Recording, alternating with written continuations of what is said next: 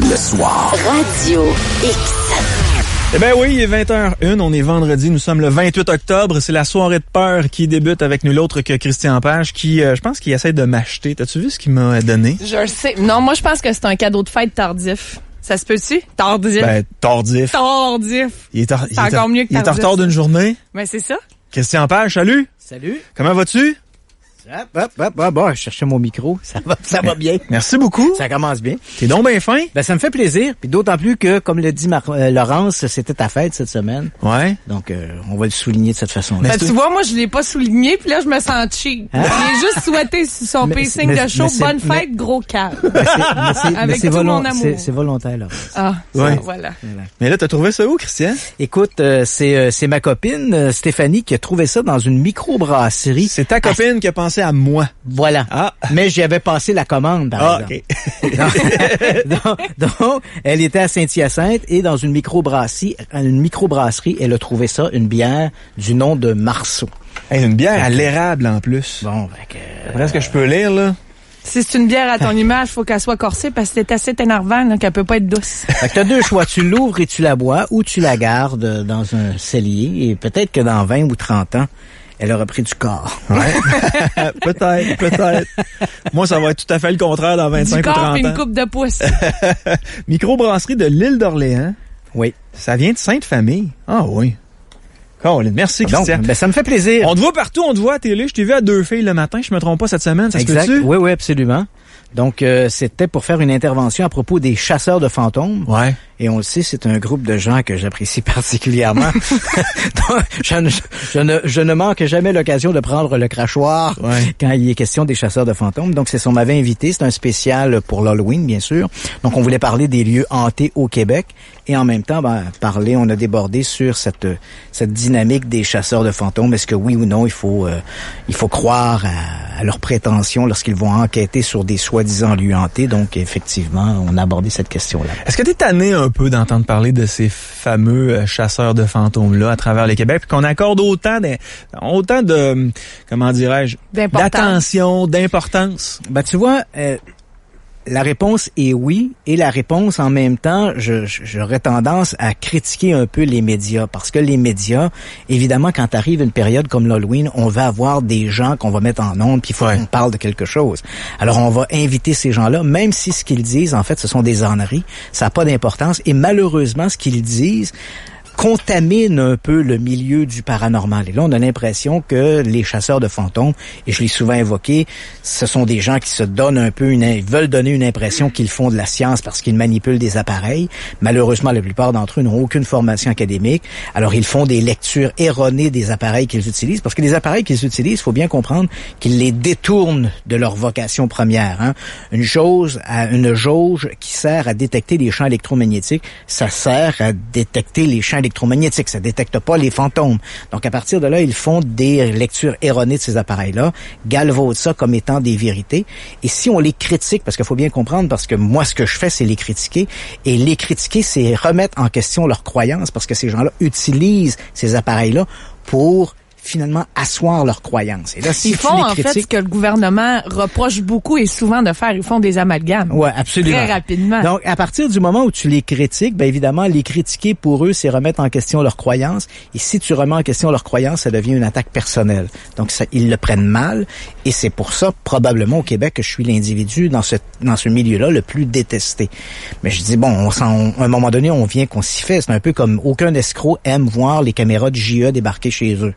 Je pense que les chasseurs de fantômes aiment pas me voir débarquer chez eux à cause justement que je remets en question les lectures erronées ou en tout cas les prétentions qu'ils ont à propos de ces sujets-là. Et ce qui est malheureux, c'est que en parallèle à ça, alors que eux ont un peu le haut du pavé parce qu'on les voit, parce que là c'est l'Halloween, on les voit un peu partout et on parle beaucoup de ces chasseurs de fantômes, mais c'est vrai également qu'on a des télévisions spécialisées qui nous présentent des chasseurs de fantômes, on les suit, des sortes de télé-réalité. Puis il se passe tout le temps quelque chose là-dedans. Quelque chose qui se passe là-dedans. La fameuse table, elle bouge tout le temps. Ouais. Et à partir du moment où on les voit, on donne une impression que c'est ça le domaine du paranormal, alors qu'en parallèle à ça, parce que faut pas se le cacher, ça c'est de la rigolade. Ouais.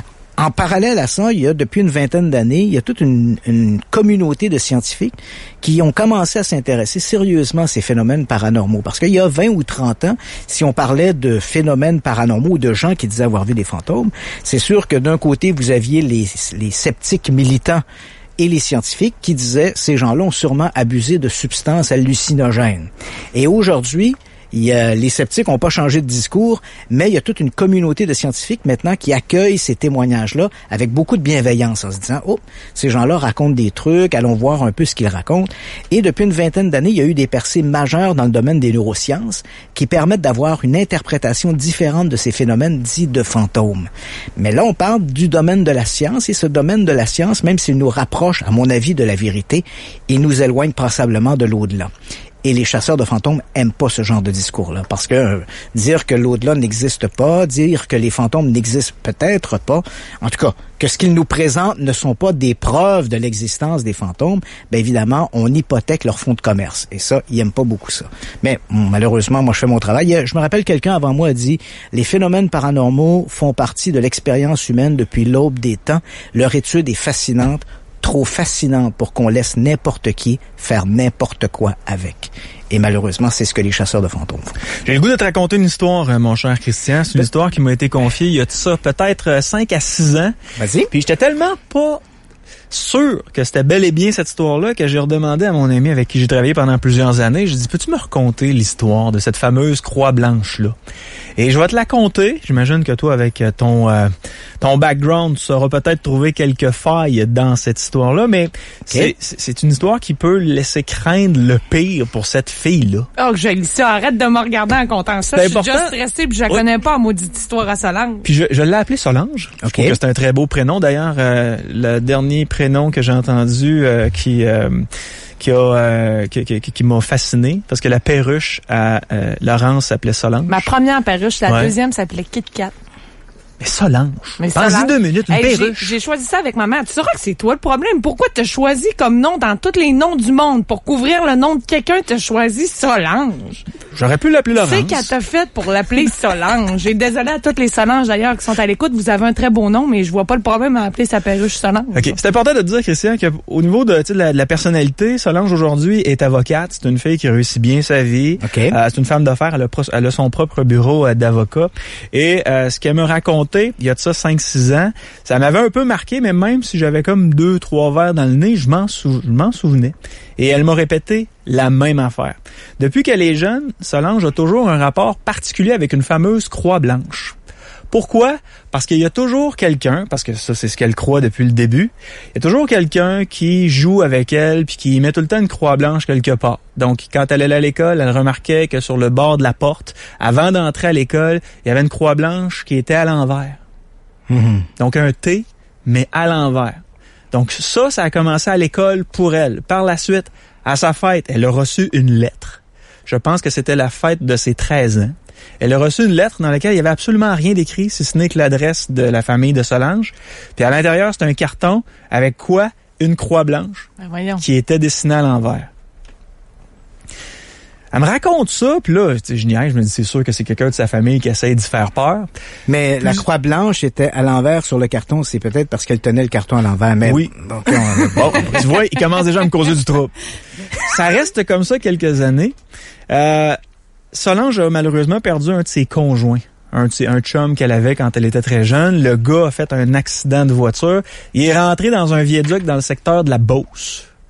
Quand Solange est allée voir où cet accident-là s'était passé, en dessous du viaduc, directement là sur le mur, il y avait une croix blanche à l'envers. Solange s'est ramassée quelques années plus tard à l'hôpital. Elle a eu une méningite. Quand elle s'est réveillée, il y avait des fleurs. Et sur la carte, qu'est-ce qu'il y avait? Une croix blanche à l'envers. Une croix blanche à l'envers. Tous ces trucs-là m'ont été racontés il y a de ça 6 ans. Et aujourd'hui, elle me racontait la même chose sur Facebook. Le père de Solange était un joueur de tour. Solange a toujours pensé que c'était son père qui faisait ce type de blague-là parce que son père la niaisait tout le temps. Son père, il y a de ça 10 ans, est décédé. Et à l'endroit où il est décédé, il est décédé dans les escaliers chez sa mère, donc chez la grand-mère de Solange.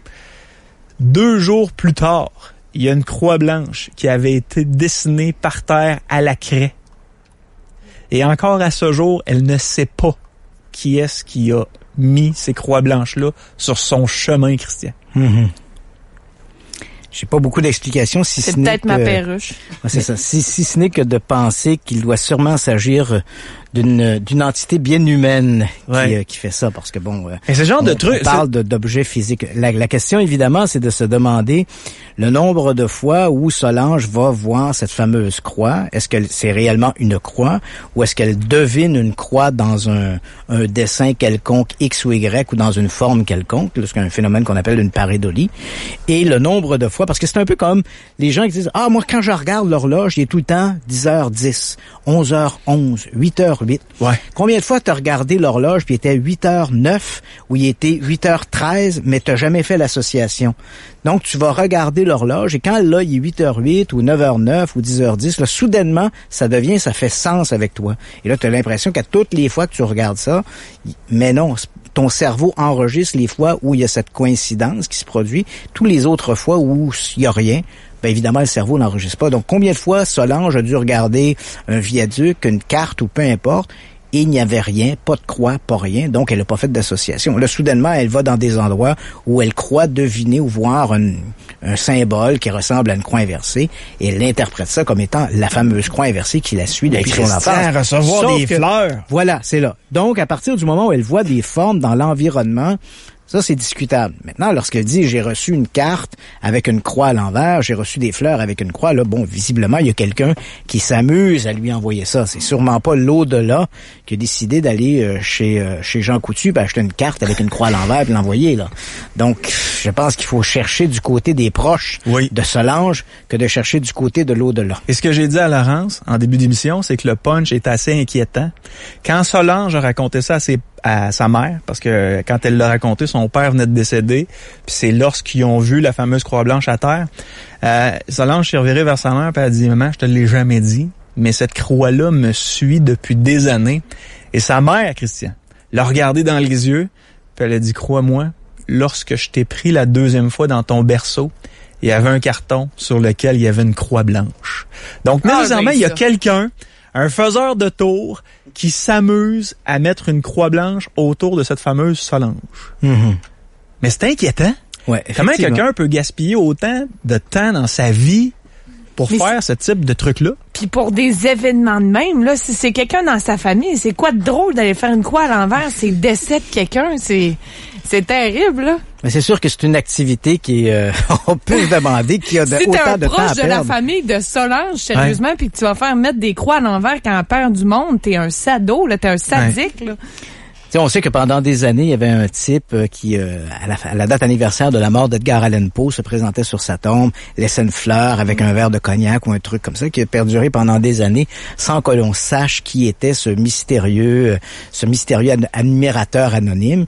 Et puis bon, à un moment donné, les phénomènes se sont... En fait, cette activité s'est arrêtée à la date anniversaire de Edgar Allan Poe. Alors, on a conclu que l'admirateur en question devait être décédé.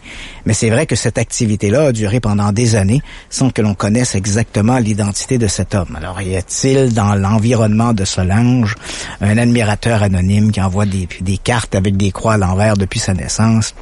Difficile à dire. Mais à partir du moment où on est en présence d'un élément matériel, je pense qu'on peut sérieusement se questionner sur la nature de la personne qui fait le truc en question. T'en es venu comment, toi, à t'intéresser aux phénomènes paranormaux, Christian? Ben, en fait, moi, ça remonte à 1900. En fait, si on pose la question, tu serais étonné de voir que dans les grands pays industrialisés, 50% des gens à peu près disent croire à des phénomènes paranormaux. Quels qu'ils soient. Bon, ça peut être les ovnis, ça peut être la réincarnation, là, toute catégorie confondue, c'est à peu près 1 personne sur 2 qui croit à un phénomène paranormal en particulier. Ce qui en fait d'ailleurs le deuxième phénomène qui fait appel aux croyances les plus populaires en Occident après les grandes religions institutionnalisées. C'est assez amusant parce que quand on regarde dans les universités, on a des départements de théologie, on parle du bon Dieu sans problème, mais dès qu'on parle de phénomènes paranormaux, même si c'est le deuxième phénomène en importance dans les sociétés occidentales, il y a une levée de bouclier. La communauté scientifique a de la difficulté un peu à aborder cette question-là des phénomènes paranormaux. Quoi qu'il en soit, une personne sur deux croit aux phénomènes paranormaux, et ce qui est assez étonnant, c'est que 30% de la population justifie sa croyance par des expériences personnelles. Encore là, on a bien compris que expérience personnelle, on a une fourchette là, d'expériences. Ça peut être des gens qui affirment avoir été enlevés par des extraterrestres, mais ça peut être aussi de la synchronicité. La synchronicité, ce sont des hasards qui font sens pour les gens qui les vivent. Je te donne un exemple. Tu regardes un album de famille, tu vois une photographie de ton cousin Henri que tu n'as pas vu depuis des années. Alors tu dis, parfait, j'ai pas vu Henri, j'aimerais bien revoir Henri. Alors ce soir-là, tu décides d'aller t'acheter une tablette de chocolat ONRI sur la rue Henri, au dépanneur chez Henri. Et quand tu arrives chez Henri, tu tombes face à face avec ton cousin Henri. Et donc, tu vois, tu as toute une série de coïncidences comme ça qui vont se succéder un peu comme un effet domino. Et là, les gens qui vont vivre ces expériences-là vont dire qu'il y a quelque chose de surnaturel là-dedans. Donc, les expériences sont très variées. 30% de la population justifie sa croyance dans des phénomènes paranormaux par une expérience personnelle. Alors, je suis de ce nombre, donc quand je ne la raconterai pas en détail parce que c'est un peu long, mais quand j'avais 13 ans, je faisais de l'autostop et j'ai eu une expérience un peu insolite. Et cette expérience-là m'a ouvert les yeux sur la dynamique du paranormal. Et je dois t'avouer qu'à l'époque, quand j'avais 13 ans, le sujet ne m'intéressait pas du tout. On est au milieu des années 70. Comme à peu près tous les jeunes de mon âge, on avait vu à Star Wars, La rencontre du troisième type ou des trucs comme ça. Au cinéma ou à la télévision, on avait des séries. Rappelez-vous Les Envahisseurs avec le petit loriculaire dans les airs. Là. Bon, j'avais vu des trucs comme ça, mais pour moi, c'était de la science-fiction. C'était très, très loin de mon univers. Et puis, quand arrive cette expérience, en 1976, c'était le 13 juillet 76, ça m'ouvre les yeux sur cette dynamique du paranormal. Donc, du jour au lendemain, je découvre dans un premier temps que des expériences paranormales, ce sont des phénomènes qui se produisent de manière récurrente et ça depuis très longtemps, et qu'il y a une abondante littérature qui tourne autour de ça. Et en même temps, évidemment, ça va me plonger dans cet univers-là. Donc, assez rapidement, j'ai commencé à m'associer à des groupes qui existaient à l'époque au Québec. Et puis, éventuellement, 40 ans plus tard, je suis toujours là à vous en parler. Donc, l'intérêt pour le sujet ne s'est jamais altéré. Et aujourd'hui, quand tu repenses à l'épisode que toi tu as vécu, est-ce que tu es capable de l'expliquer? L'expliquer à toi? En partie. Ouais. C'est-à-dire que quand on raconte une expérience, et c'est d'ailleurs assez amusant parce que on parlait tantôt de cette communauté scientifique qui s'intéresse de plus en plus aux phénomènes paranormaux, il faut se rappeler que l'expérience est toujours racontée par quelqu'un. Donc, on a accès au témoignage de l'expérience, mais on n'a jamais accès à l'expérience. Et c'est un peu ça la grande problématique en science, c'est que même si on accueille avec bienveillance le témoignage des gens, c'est toujours le témoignage, ce n'est jamais l'expérience elle-même. Donc, on est placé devant un problème. Donc, dans mon cas, à moi, c'est une expérience assez étrange où, écoute, pour bien comprendre, je vais devoir un peu la raconter. Je faisais de l'autostop, une voiture s'amène et on réinvente pas la roue. Là. Bon, au moment où la voiture arrive, je tends mon pouce. Est-ce que le chauffeur me voit au dernier moment ou est-ce qu'il a voulu me faire peur? Tu sais, on peut imaginer que le type est en train de jouer avec sa radio, il lève les yeux. Il faut dire que ça se passe à Saint-Paul-de-l'Île-aux-Noix. C'est un tout petit village qui se trouve près de la frontière américaine et je suis à la sortie du village. Donc, je marche en direction de Saint-Jean-sur-Richelieu où j'habite à l'époque et je suis sorti du village. Donc, il faut bien comprendre, c'est une région rurale. Donc, on a des champs de maïs là, de chaque côté. On a une route rurale avec de profonds fossés et je suis sorti un peu de la zone lumineuse, c'est-à-dire que on n'a plus la lumière du village. Là. On a des réverbères peut-être tous les 20 ou 30 mètres. Donc, on peut imaginer le chauffeur qui est peut-être en train de regarder jouer avec sa radio, le temps de se lever les yeux, il me voit là dans les phares de sa voiture. Peu importe, il va donner un coup de volant. Et moi, la voiture, à l'époque, on est dans les années 70, donc ce sont des voitures à propulsion. Donc, comme on dit, traction arrière. La voiture fait une embardée, les roues se retrouvent dans le gravier et là, elle glisse dans ma direction. Et au moment où elle va me heurter, là, je sais que je ne peux pas échapper à la collision. Et comme la voiture vient pour me frapper, je suis soulevé du sol. Évidemment, on pourra dire, il a sauté par-dessus la voiture. Et c'est vrai. Sauf que ce que je vous raconte ce soir, c'est le souvenir que j'ai de l'expérience. Peut-être pas forcément l'expérience, mais le souvenir que j'ai de l'expérience. Donc, je n'ai pas souvenir d'avoir bondi, j'ai le souvenir d'avoir été soulevé au-dessus de la voiture. Et là, la voiture est passée sous mes pieds. En fait, je suis passé au-dessus de la malle arrière de la voiture. Au moment où la voiture passait, je bougeais mes pieds dans l'air. Je flottais, là, à 2,50 m du sol. Et je me suis dit, wow, c'est vraiment extraordinaire, cette affaire-là. Et quand la voiture a été passée, j'ai basculé vers l'avant, mais je suis pas tombé dans le fossé, mais j'ai basculé comme si j'avais un harnais, comme les trapézistes au Cirque du Soleil, par exemple. Et j'étais déposé dans le fossé. Le temps de me relever, je vois la voiture qui a retrouvé son aplomb sur la chaussée et elle s'éloigne. Le chauffeur s'est pas arrêté, la voiture a continué et je pouvais voir les lumières arrière de la voiture s'éloigner dans l'obscurité. Le temps de me relever, et là je me dis c'est vraiment extraordinaire cette histoire-là. Et là, j'ai l'impression qu'il y a des gens autour de moi, des gens que je ne vois pas. Et le temps de réfléchir à ça, parce qu'en fait, ça prend plus de temps à vous raconter l'expérience maintenant qu'elle a duré dans la réalité. Au moment où je me pose cette question-là, qu'est-ce que c'est que cette sensation de personne? Des mains se jettent sur moi. Donc, je sens des mains qui se jettent autour de mes épaules et qui me prennent également par les chevilles. On me couche sur le ventre et on me soulève du sol et on m'amène dans le champ qui est à côté de la route. Je me déplace pas comme sur un tapis volant, je me déplace avec une oscillation de haut en bas, comme si je suis porté par des gens. Mais j'ai beau tourner la tête à gauche ou à droite, je ne vois personne. Et là, j'entends une première voix. C'est assez curieux parce que j'ai l'impression que la voix vient de derrière, comme si c'était la voix de celui qui me tenait par les chevilles, parce que j'ai vraiment l'impression d'être maintenu par deux agresseurs. Et la voix, j'ai l'impression qu'elle vient de la même hauteur que mes chevilles. Et j'entends cette première voix qui dit « On va le tuer, on va le tuer ». Et j'entends une deuxième voix qui n'est pas la voix qui me tient par les épaules, mais une voix plus en avant, qui vient d'une hauteur à peu près la hauteur d'un homme normal, 1m60, 1m80. Et j'entends cette deuxième voix qui dit « Non, on va seulement lui faire peur, seulement lui faire peur ». Et ces voix-là vont répéter 3 ou 4 fois la même chose. On va me coucher, là, on m'a déplacé à peu près d'une 50aine de mètres dans mon champ de maïs qui borde la route. On me pose sur le sol, je sens une pression entre mes omoplates. Et soudain, tout s'arrête. Je me retourne, il n'y a personne dans le champ, il n'y a que moi assis à 50 mètres du sol, à 50 mètres de la route, assis sur le sol dans le milieu de mon champ de maïs. Donc, je me relève, tu comprendras que cette expérience-là, elle est très troublante. Ouais. C'est, encore aujourd'hui, 40 ans plus tard, c'est la première chose à laquelle je pense le matin en me levant. Et c'est la dernière chose à laquelle je pense en me couchant le soir. Puis y avait-tu un véhicule encore? Non, il y avait rien. Absolument rien. Donc là, je pourrais arrêter l'histoire-là, puis on dirait c'est extraordinaire, c'est fabuleux. Mais il y a un petit détail dans cette histoire-là qui vient en fait mettre un bémol sur tout l'aspect de la réalité de l'expérience. Quelques années après, donc là, évidemment, du jour au lendemain, je deviens obsédé par le paranormal. C'est pas seulement une passion, c'est une obsession. Donc, je lis tous les ouvrages qui existent sur le sujet, je me fascine, je regarde toutes les émissions à la télévision, tous les films dont la thématique est le paranormal. Et puis, on se retrouve au début des années 80, donc 4 ou 5 ans après la fameuse expérience. Et là, je regarde en fin de soirée au réseau de Télémétropole, TVA maintenant, mais c'était Télémétropole dans le temps. On présentait en cinéma de fin de soirée un film qui s'appelait Les créatures de l'ombre. Et en version française du film Don't Be Afraid of the Dark. C'est une version française, c'est une traduction d'un film de 1973. Et peut-être certains des gens ici ont peut-être vu le remake de ce film-là qui a été fait il y a 2 ou 3 ans. Donc l'histoire, ce sont des gens qui aménagent dans une maison et dans la version nouvelle, il y a une fillette qui ouvre une sorte de foyer et libère des petites créatures. Dans la version originale, celle de 1973, c'est un couple qui emménage dans une maison ancestrale qui a appartenu à la famille de la jeune femme. Et là, au sous-sol, elle trouve ce fameux foyer qui a été fermé, qui a été condamné.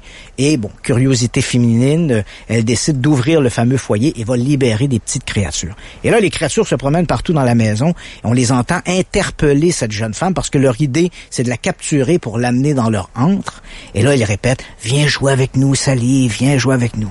Alors bon, je regarde ça, je suis fasciné, c'est un excellent film. D'ailleurs, un film qui a marqué toute une génération, c'est un film fait pour la télévision, mais qui a marqué toute une génération de cinéphiles. Et puis voilà qu'à un moment donné, il y a cette fameuse scène scène de la douche. Donc, on voit deux de ces petites créatures qui s'avancent sur le plancher de la salle de bain. La dame en question est dans sa douche. Et là, ils tiennent dans leurs mains un rasoir coupe-chou, les fameux rasoirs droits, là. Et là, ils s'approchent. Bon, les créatures mesurent à peu près là, 20 cm. Elles sont sur le sol. Et soudain, l'une d'entre elles dit à l'autre, « On va la tuer. On va la tuer. » Et l'autre de répondre, « Non, seulement lui faire peur. Seulement lui faire peur. » Écoute, on est en 1980, 1981, je suis devant mon téléviseur et j'entends ça, ça ne peut pas être une coïncidence. C'est les mêmes bobites. C'est les mêmes voix. Les voix sont à peu près identiques. Là, une sorte de voix, parce que je dis souvent, les voix ressemblaient c'était des voix qui parlaient en français, sans accent, avec une légère modulation, comme si on parlait en se gargarisant. Or, les créatures dans le film tiennent à peu près non seulement le même discours que mes agresseurs invisibles, mais ils parlent à peu près de la même façon. Ça ne peut pas être une coïncidence.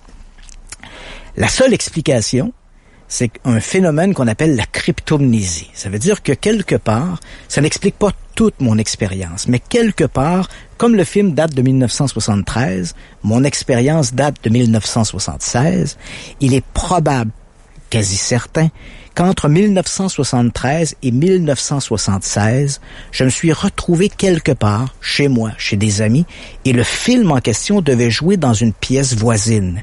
Mon cerveau a enregistré cette information-là, mais il l'a comme basculé dans l'inconscient. Au moment où l'incident de mon expérience va se produire en 1976, peu importe la nature exacte de toute l'expérience, ce phénomène-là des voix qui avaient été enregistrées parce que j'avais entendu le film sans même m'en rendre compte, est ressorti suite au traumatisme. Donc, ça n'explique pas toute l'expérience, mais j'ai la quasi-certitude que les voix entendues ce soir du 13 juillet 1976 étaient en fait un artefact qui est apparu, qui est sorti de ma mémoire pour réapparaître au milieu d'un traumatisme. Ça n'explique pas comment je me suis retrouvé dans le champ, ça n'explique pas la voiture, mais une partie de l'expérience a très certainement été créée par mon imaginaire. Mais peu importe, quelle que soit la nature exacte de toute l'expérience, ce qui est important, c'est l'impact que l'expérience a eu sur ma vie. Toute ma vie a été calquée sur cette expérience-là. C'est-à-dire qu'à partir du moment où j'ai vécu ça, le paranormal est devenu pour moi cette obsession. Je me suis dit, faut que je fasse quelque chose dans le domaine du paranormal. Donc, je suis allé en communication avec l'idée bien arrêtée d'écrire des livres sur le paranormal, de faire de la radio pour parler du paranormal, de faire de la télé pour parler du paranormal. Donc, l'expérience a eu un tel impact que 40 ans plus tard, je suis toujours là à en parler. Et même si je sais qu'une partie de l'expérience est probablement été générée par des artefacts directement sortis de ma mémoire. Laurence, comment ça va? Ça va correct encore, là. J'ai le bout des doigts froids, mais ça va, je me contrôle. J'ai la preuve ici, Christian Page. Elle m'a écrit sur Facebook. Elle m'a écrit « J'ai frette ». En plus, je dis à Yann tantôt, je dis là, arrête pas le chauffage, l'air climatisé, on va crever de chaud. C'est moi qui ai froid. Ouais. Hey, ce soir à Choix, on se fait une soirée de peur. Ça vous tente de participer? Vous le pouvez. Écrivez-nous vos petites histoires. D'ailleurs, en studio, combien de personnes qui croient au paranormal pour le fun? Hey, c'est plus que la moitié, Christian. Ouais. Moi, j'y crois depuis que tu m'as fait une joke pas drôle comme poisson d'avril, là. On y reviendra peut-être un peu plus tard. Depuis ce soir-là, j'y crois. Écrivez-nous vos histoires sur le live radiox.com ou encore sur notre page Facebook Mars au soir. On en profite pour faire une courte pause. Si vous avez de l'information à nous transmettre, téléphone 418-670-9098, 418-670-9098. La ligne sans frais de partout au Québec, ça fonctionne. 1-877-440-2464, on revient. Marceau, le soir. Radio X. Marceau, le soir. Radio X.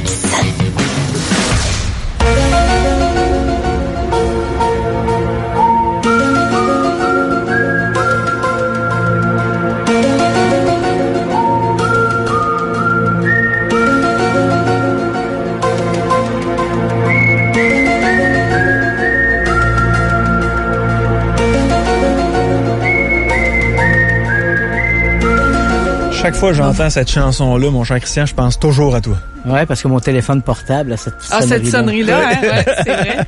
Hey, écoute, Yannick, il y a un truc que je t'ai pas raconté à propos de mon histoire. Ah ben, un vas-y. petit détail qui est quand même étonnant. Oui, vas-y. Donc, après cette expérience-là, donc des années plus tard, en fait, au début des années 2010, Ouais. je commence à travailler à la radio de Montréal au 98.5 FM. Et là, ben évidemment, à quelques reprises, je raconte cette histoire-là, que j'ai également racontée en détail dans le premier livre que j'ai écrit de l'enquêteur du paranormal, tome 1. On retrouve cette histoire-là. Et là, à un moment donné, un des chroniqueurs de la station, un chroniqueur automobile, Jean-François Guy, s'en vient me voir et il me dit, écoute Christian, il dit, ton expérience à Saint-Paul de l'Île-aux-Noix, peux-tu me dire exactement où ça s'est produit? Alors, je lui explique en détail, à la sortie du village, je lui explique le terrain en question. Et là, je vois le visage de Jean-François qui change. Il me dit, écoute, il dit, tu me croiras pas, mais le terrain où ton expérience s'est produite, c'est chez mes parents. En fait, c'est la terre de mes parents. Puis il dit, quand on était jeunes, moi et ma sœur, on n'allait jamais dans cette partie-là du champ parce qu'on sentait des présences ou des trucs un peu bizarres, puis on voulait jamais aller dans cette partie-là du champ. Fait que c'est quand même une coïncidence incroyable. Tu vois, qui se passe, en fait, 35 ans après les événements où Jean-François Guy me raconte ça. Mais ce qui est impressionnant, c'est que ton expérience, chaque matin, quand tu te lèves, tu y Je repenses. repense à ça. Oui, Chaque absolument. soir, avant de te coucher, tu y J'entends repenses. ces voix-là, la façon dont elle parlait, tout ça. Je ressens, en fait, le sentiment des mains qui se refermaient sur mes jambes, sur mes épaules. C'est une sensation que j'ai jamais oubliée. ça à chaque soir. Ben, en fait, c'est pas que dès que je me ferme les yeux, je revois automatique, ça. hein? C'est une expérience qui est très, très troublante. T'sais. D'ailleurs, puisque tu me laisses un peu de temps, mon cher Christian, on va parler de ton livre parce qu'on en a un à faire tirer ce soir. Oui. Parmi tous ceux qui nous feront part de leurs histoires sur le live à radiox.com ou encore au téléphone avec Laurence, eh ben, on va en faire tirer un. Merci. Oui, en passant. c'est l'enquêteur du paranormal au cinéma. C'est un ouvrage qui est sorti ce printemps, qui est le tout dernier, en fait, de la trilogie. En fait, c'est le 4e de la trilogie. Hein, c'est un peu amusant de dire ça parce qu'au départ, l'enquêteur du paranormal devait n'avoir que 3 tomes. Mais comme beaucoup d'histoires paranormales ont inspiré le cinéma, et on va en parler d'ailleurs un peu ce soir de ce cinéma inspiré par des phénomènes paranormaux. Donc, on m'avait demandé, l'éditeur m'a dit, ce serait le fun que tu racontes, en fait, dans un ouvrage, des histoires paranormales qui ont inspiré le cinéma et sur lesquelles j'ai enquêté personnellement. Alors, d'où le 4e volet de cette trilogie, un peu comme les 3 mousquetaires qui étaient 4. Et donc, ce soir, pour les auditeurs, on va faire tirer une copie du livre. Parfait. Donc, vos histoires de peur sur le live à radiox.com, on a quelqu'un qui est courageux. Ça y tente de raconter une histoire qu'elle a vécue. Son nom, c'est Mégane. Salut Mégane! Salut, ça va? Ça va très, très bien. Tu as une histoire à nous raconter. Oui. Écoute, moi, j'avais 6 ans. Puis mon grand-père, il venait de décéder. Ça faisait à peu près une semaine. Ouais. Et j'étais à la maison avec ma mère et ma sœur. Et la façon que c'est fait à la maison, la porte d'entrée, on la voit pas de la cuisine. Il y a un mur qui sépare les deux. Et puis, là, je suis en cuisine avec ma mère, ma sœur, et j'entends « Salut les filles! » Fait que là, je m'en vais à la porte. Je vais voir, il y a personne. Fait que là, je retourne dans la cuisine, puis je dis à ma mère et ma sœur, ben là, c'est parce qu'il y a personne. Fait que j'appelle mon père. Est-ce que vous l'aviez tous entendu, ça? Oui, c'est ça. Okay. On l'a tout entendu. Fait que j'appelle mon père, là, c'est-tu toi qui est rentré? Il dit non, je suis encore au bureau. Fait que là, on est comme, bon, OK. Finalement, après que j'ai appelé mon père, la porte referme. Elle claque. Puis on n'a jamais su c'était quoi finalement. Puis depuis ce temps-là, ben, on a l'impression que c'était mon grand-père. Puis la voix, tu l'avais-tu reconnue? Le salut Oui. les filles? Ben, j'étais sûre que c'était mon père. OK. Il y avait une voix semblable à celle de mon grand-père, mais j'étais sûre à 100% que c'était lui. Puis finalement, ben, ma mère aussi, elle a reconnu la voix de son père. Ma mère s'en rappelle. Ma sœur, elle avait 4 ans. Fait elle s'en rappelle plus, mais il y a vraiment moi et ma mère qui s'en rappellent encore de cet événement-là qui s'est déroulé cette journée-là. En fait, c'est la littérature sur les phénomènes paranormaux est riche d'expériences comme celle-là. C'est un peu comme je mentionnais. Il y a 30 ans, la communauté scientifique ne s'intéressait pas beaucoup à ça. Mais en fait, il y a une raison pourquoi les scientifiques ne se sont pas beaucoup intéressés aux phénomènes paranormaux, parce que science et religion ne font pas nécessairement bon ménage. Or, les phénomènes paranormaux flirtent avec le religieux, hein, entre le thaumaturge, donc qui fait des miracles, tu sais, le frère André qui guérit des gens à l'oratoire Saint-Joseph, et le guérisseur de quartier qui dit qu'il a un don puis qui réussit à guérir les gens. on est quand même proche. Les gens qui disent « j'ai eu une apparition de la Vierge » ou « j'ai eu une apparition de mon grand-père », on est là aussi assez proche. Donc, on voit que les phénomènes se chevauchent, et parce qu'ils se chevauchent, parce qu'ils flirtent avec le religieux, on comprend que la communauté scientifique a toujours été très réservée à s'intéresser au paranormal. Maintenant, il y a une communauté de scientifiques qui s'intéresse à ça, soulignons-le. Tant mieux, ce sont surtout des scientifiques qui travaillent dans le domaine des neurosciences.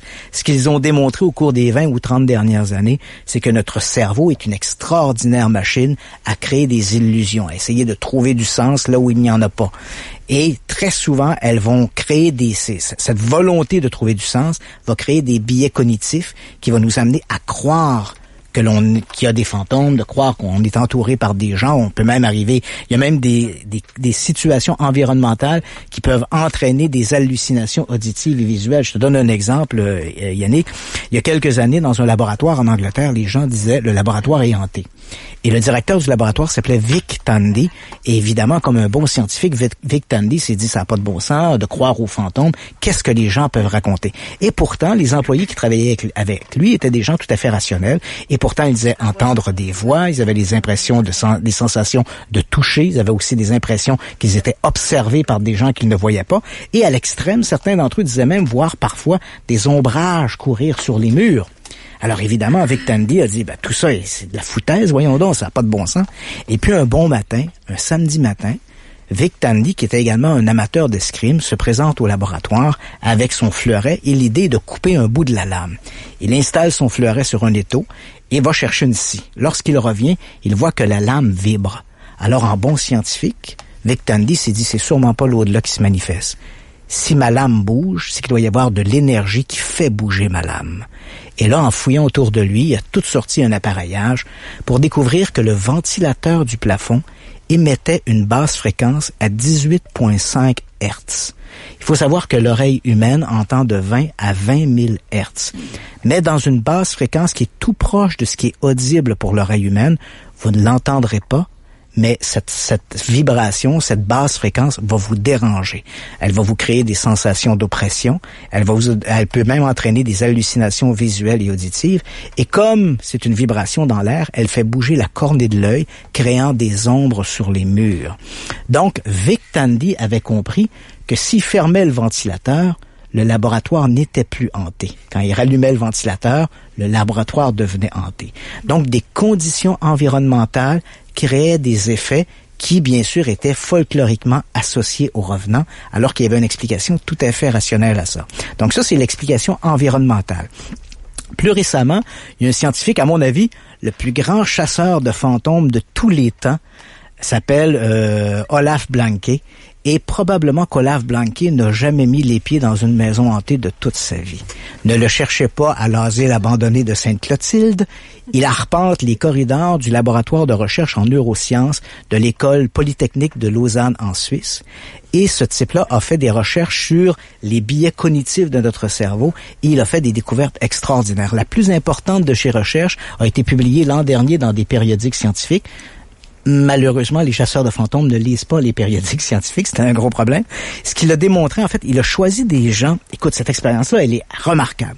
Il a choisi des gens qui souffraient légèrement d'épilepsie. Pourquoi? Parce que les gens qui souffrent légèrement d'épilepsie ont une pathologie qui fait que de l'information qui arrive par l'hémisphère gauche va être transférée dans l'hémisphère droit sans qu'il y ait de filtre. Or, chacun d'entre nous pouvons souffrir de cette pathologie-là si nous sommes fatigués ou stressés. Donc, le docteur Olaf Blanke choisit des sujets qui représentent finalement une pathologie dont on peut tous souffrir. Il les place dans son laboratoire. Il leur crée une privatisation sensorielle en leur plaçant un bandeau sur les yeux. Et ces gens-là, la seule chose qu'ils ont à faire, ils ont devant eux un petit bras articulé mécanique. Ils doivent placer le doigt sur le bras en question et le pousser jusqu'en bout de course. Quand le bras mécanique arrive en bout de course, derrière ces gens-là, à leur insu, on a placé un appareil qui est une sorte de bras mécanique aussi, qui les touche au milieu du dos. Alors on comprend, on pousse le petit bras articulé, hop, je suis touché au milieu du dos. Je recommence une deuxième fois l'expérience, hop, je suis touché au milieu du dos. Une troisième fois, hop. Rapidement, le cerveau comprend ce qui se passe. Je pousse et quand j'arrive en bout de course, je suis touché au milieu du dos par un autre bras articulé. Et là, Olaf Blank a décalé de 500 millisecondes le toucher dorsal. Et soudainement, on a, passe-moi l'expression, on a fourré le GPS du cerveau. Alors ces gens-là, lorsque on les touchait au milieu du dos, n'avaient plus l'impression d'être touchés au milieu du dos. Ils avaient l'impression d'être touchés un peu partout sur leur corps. Ils avaient l'impression d'être entourés par des gens qu'ils ne voyaient pas. Ils avaient l'impression qu'il y avait des gens autour d'eux qui les observaient. En fait, 50% des gens qui ont participé à l'expérience ont demandé à ce que l'expérience soit arrêtée avant la fin de l'expérience. C'est tellement mon genre de réaction. Et quand ces gens-là ont enlevé leur bandeau sur les yeux, tu peux t'imaginer leur étonnement de découvrir qu'ils étaient seuls dans le laboratoire. Alors, ce que Olaf Blank a démontré, c'est que notre cerveau crée des biais cognitifs. Alors, imagine-toi maintenant, reprends cette situation-là et regarde ce que font les chasseurs de fantômes. Ils s'en vont dans des lieux qu'ils croient être hantés. Donc, il y a déjà une suggestion.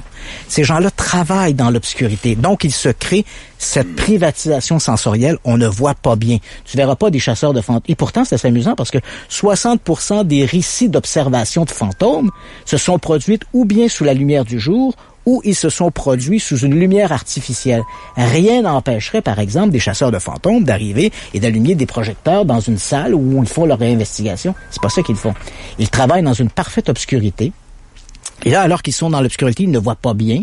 Et là, ils arrivent avec des appareils, une quincaillerie. Et là, évidemment, il y a ce biais-là qu'ils se créent. Et souvent, ils le font la nuit. Donc, ils sont fatigués, ils sont stressés. Et là, soudain, on entend des voix, on a l'impression d'être touché, on a l'impression de ceci ou cela. C'est exactement les mêmes conditions qu'Olaf Blank avait créées dans son laboratoire et qui a amené ces gens-là à croire qu'ils étaient environnés par des êtres invisibles. Olaf Blank a littéralement transformé notre vision par des biais cognitifs comme ça, de démontrer comment on peut croire qu'on est environné par des créatures invisibles, alors qu'il n'est pas du tout le cas. Ça peut expliquer aussi un peu le réflexe que quelqu'un a, admettons, après avoir écouté un film d'horreur, il va se coucher, puis là, admettons, il pense qu'il y a quelqu'un pas loin, ou il sent qu'il y a quelque chose. Les travaux d'Olaf Blank ont été publiés dans des périodiques, dans des journaux très sérieux, des journaux scientifiques, des périodiques scientifiques, dont le Journal of Neuroscience, et malheureusement, encore une fois, à mon avis, ça nous approche de la réalité, mais ça nous éloigne de l'au-delà. Parce que là, ce que Olaf Blank nous dit, c'est que les fantômes, ils sont d'abord et avant tout peut-être créés à l'intérieur de notre cerveau, et c'est pas forcément une transcendance de l'au-delà. Le travail de Vic Tandy montre que des situations d'environnement peuvent créer également des phénomènes d'hallucination ou des biais cognitifs qui vont nous amener à croire à l'au-delà. Et Richard Wiseman, qui est un scientifique britannique, a fait également une série de recherches.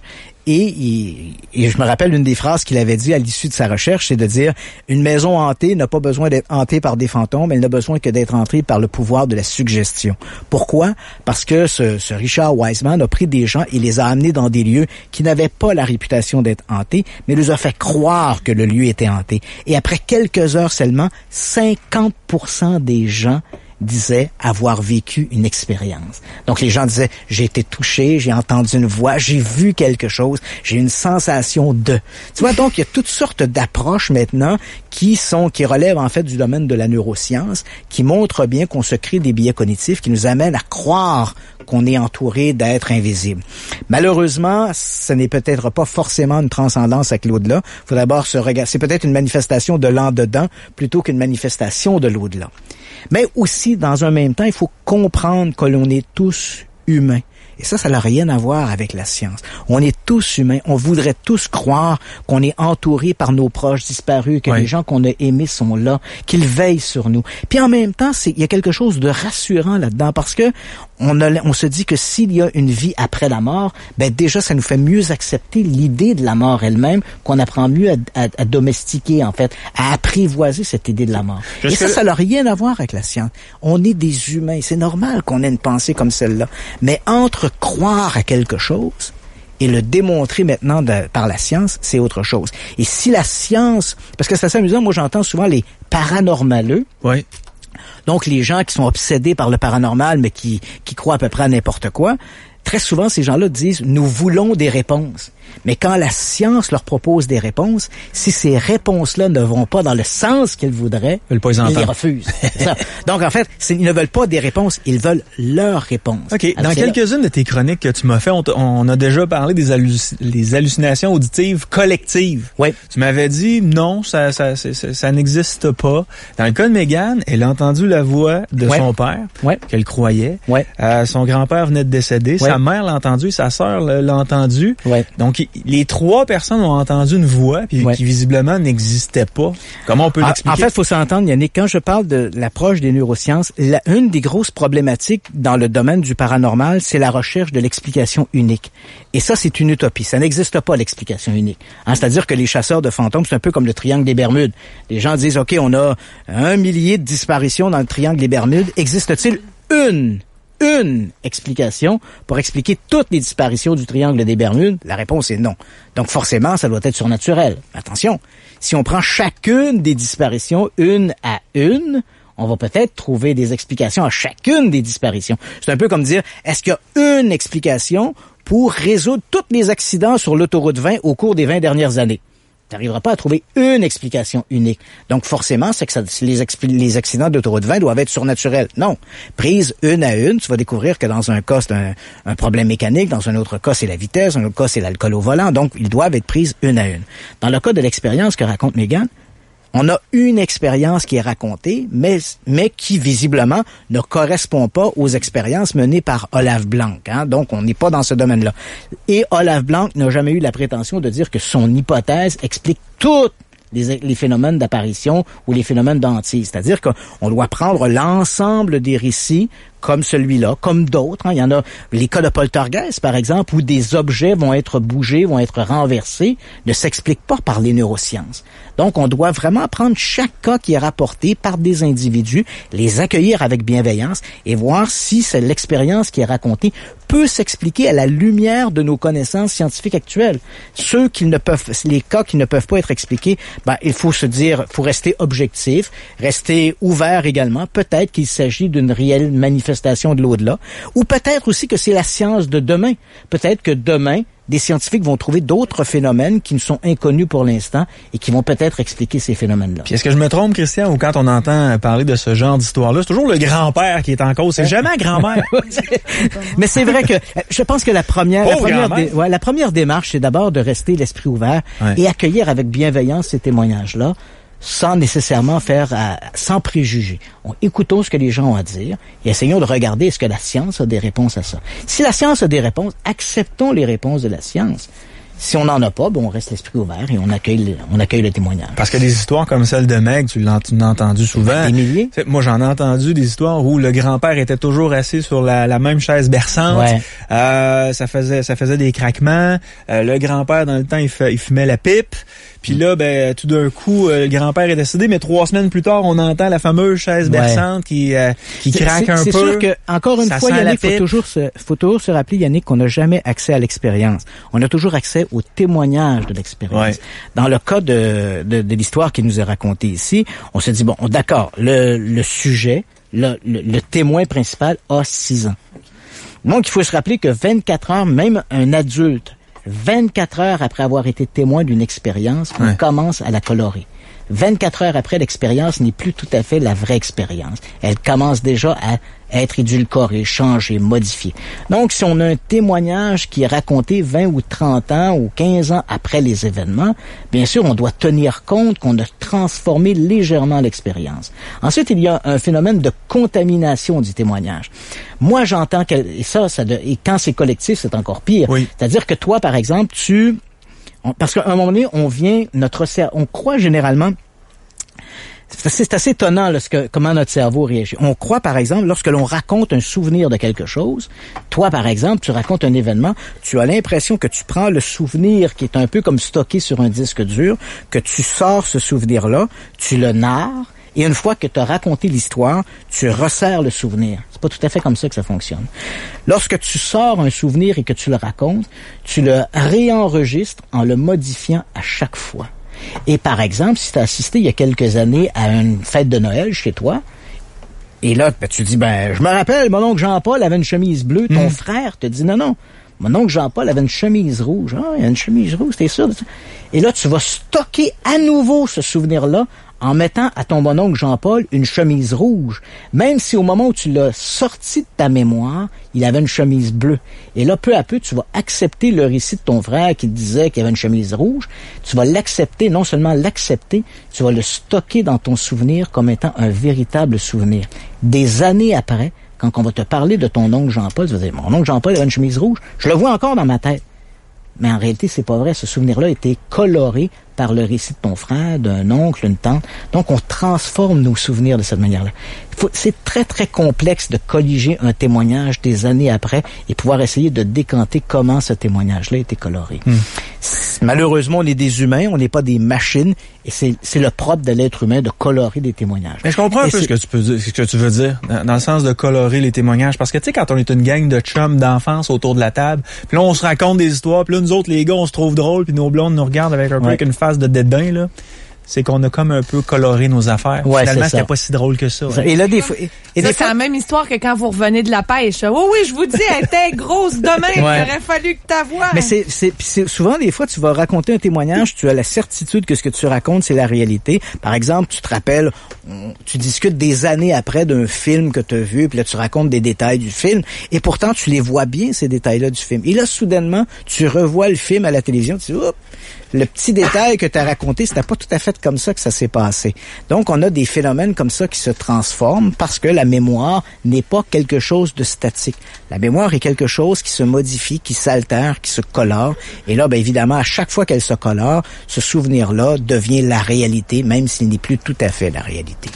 Il y a de ça quelque temps, il n'y a pas une sonde qui est atterrie sur Mars, en fait, atterrir. C'est vite dit, il semblerait qu'elle s'est écrasée, là. On parle d'une conspiration martienne. Ouais, c'est ça. Donc, si on fait un aparté puis on va vers une petite nouvelle, une petite actualité, c'est assez amusant parce que on parle souvent des théories du complot. Là, en voici une solide.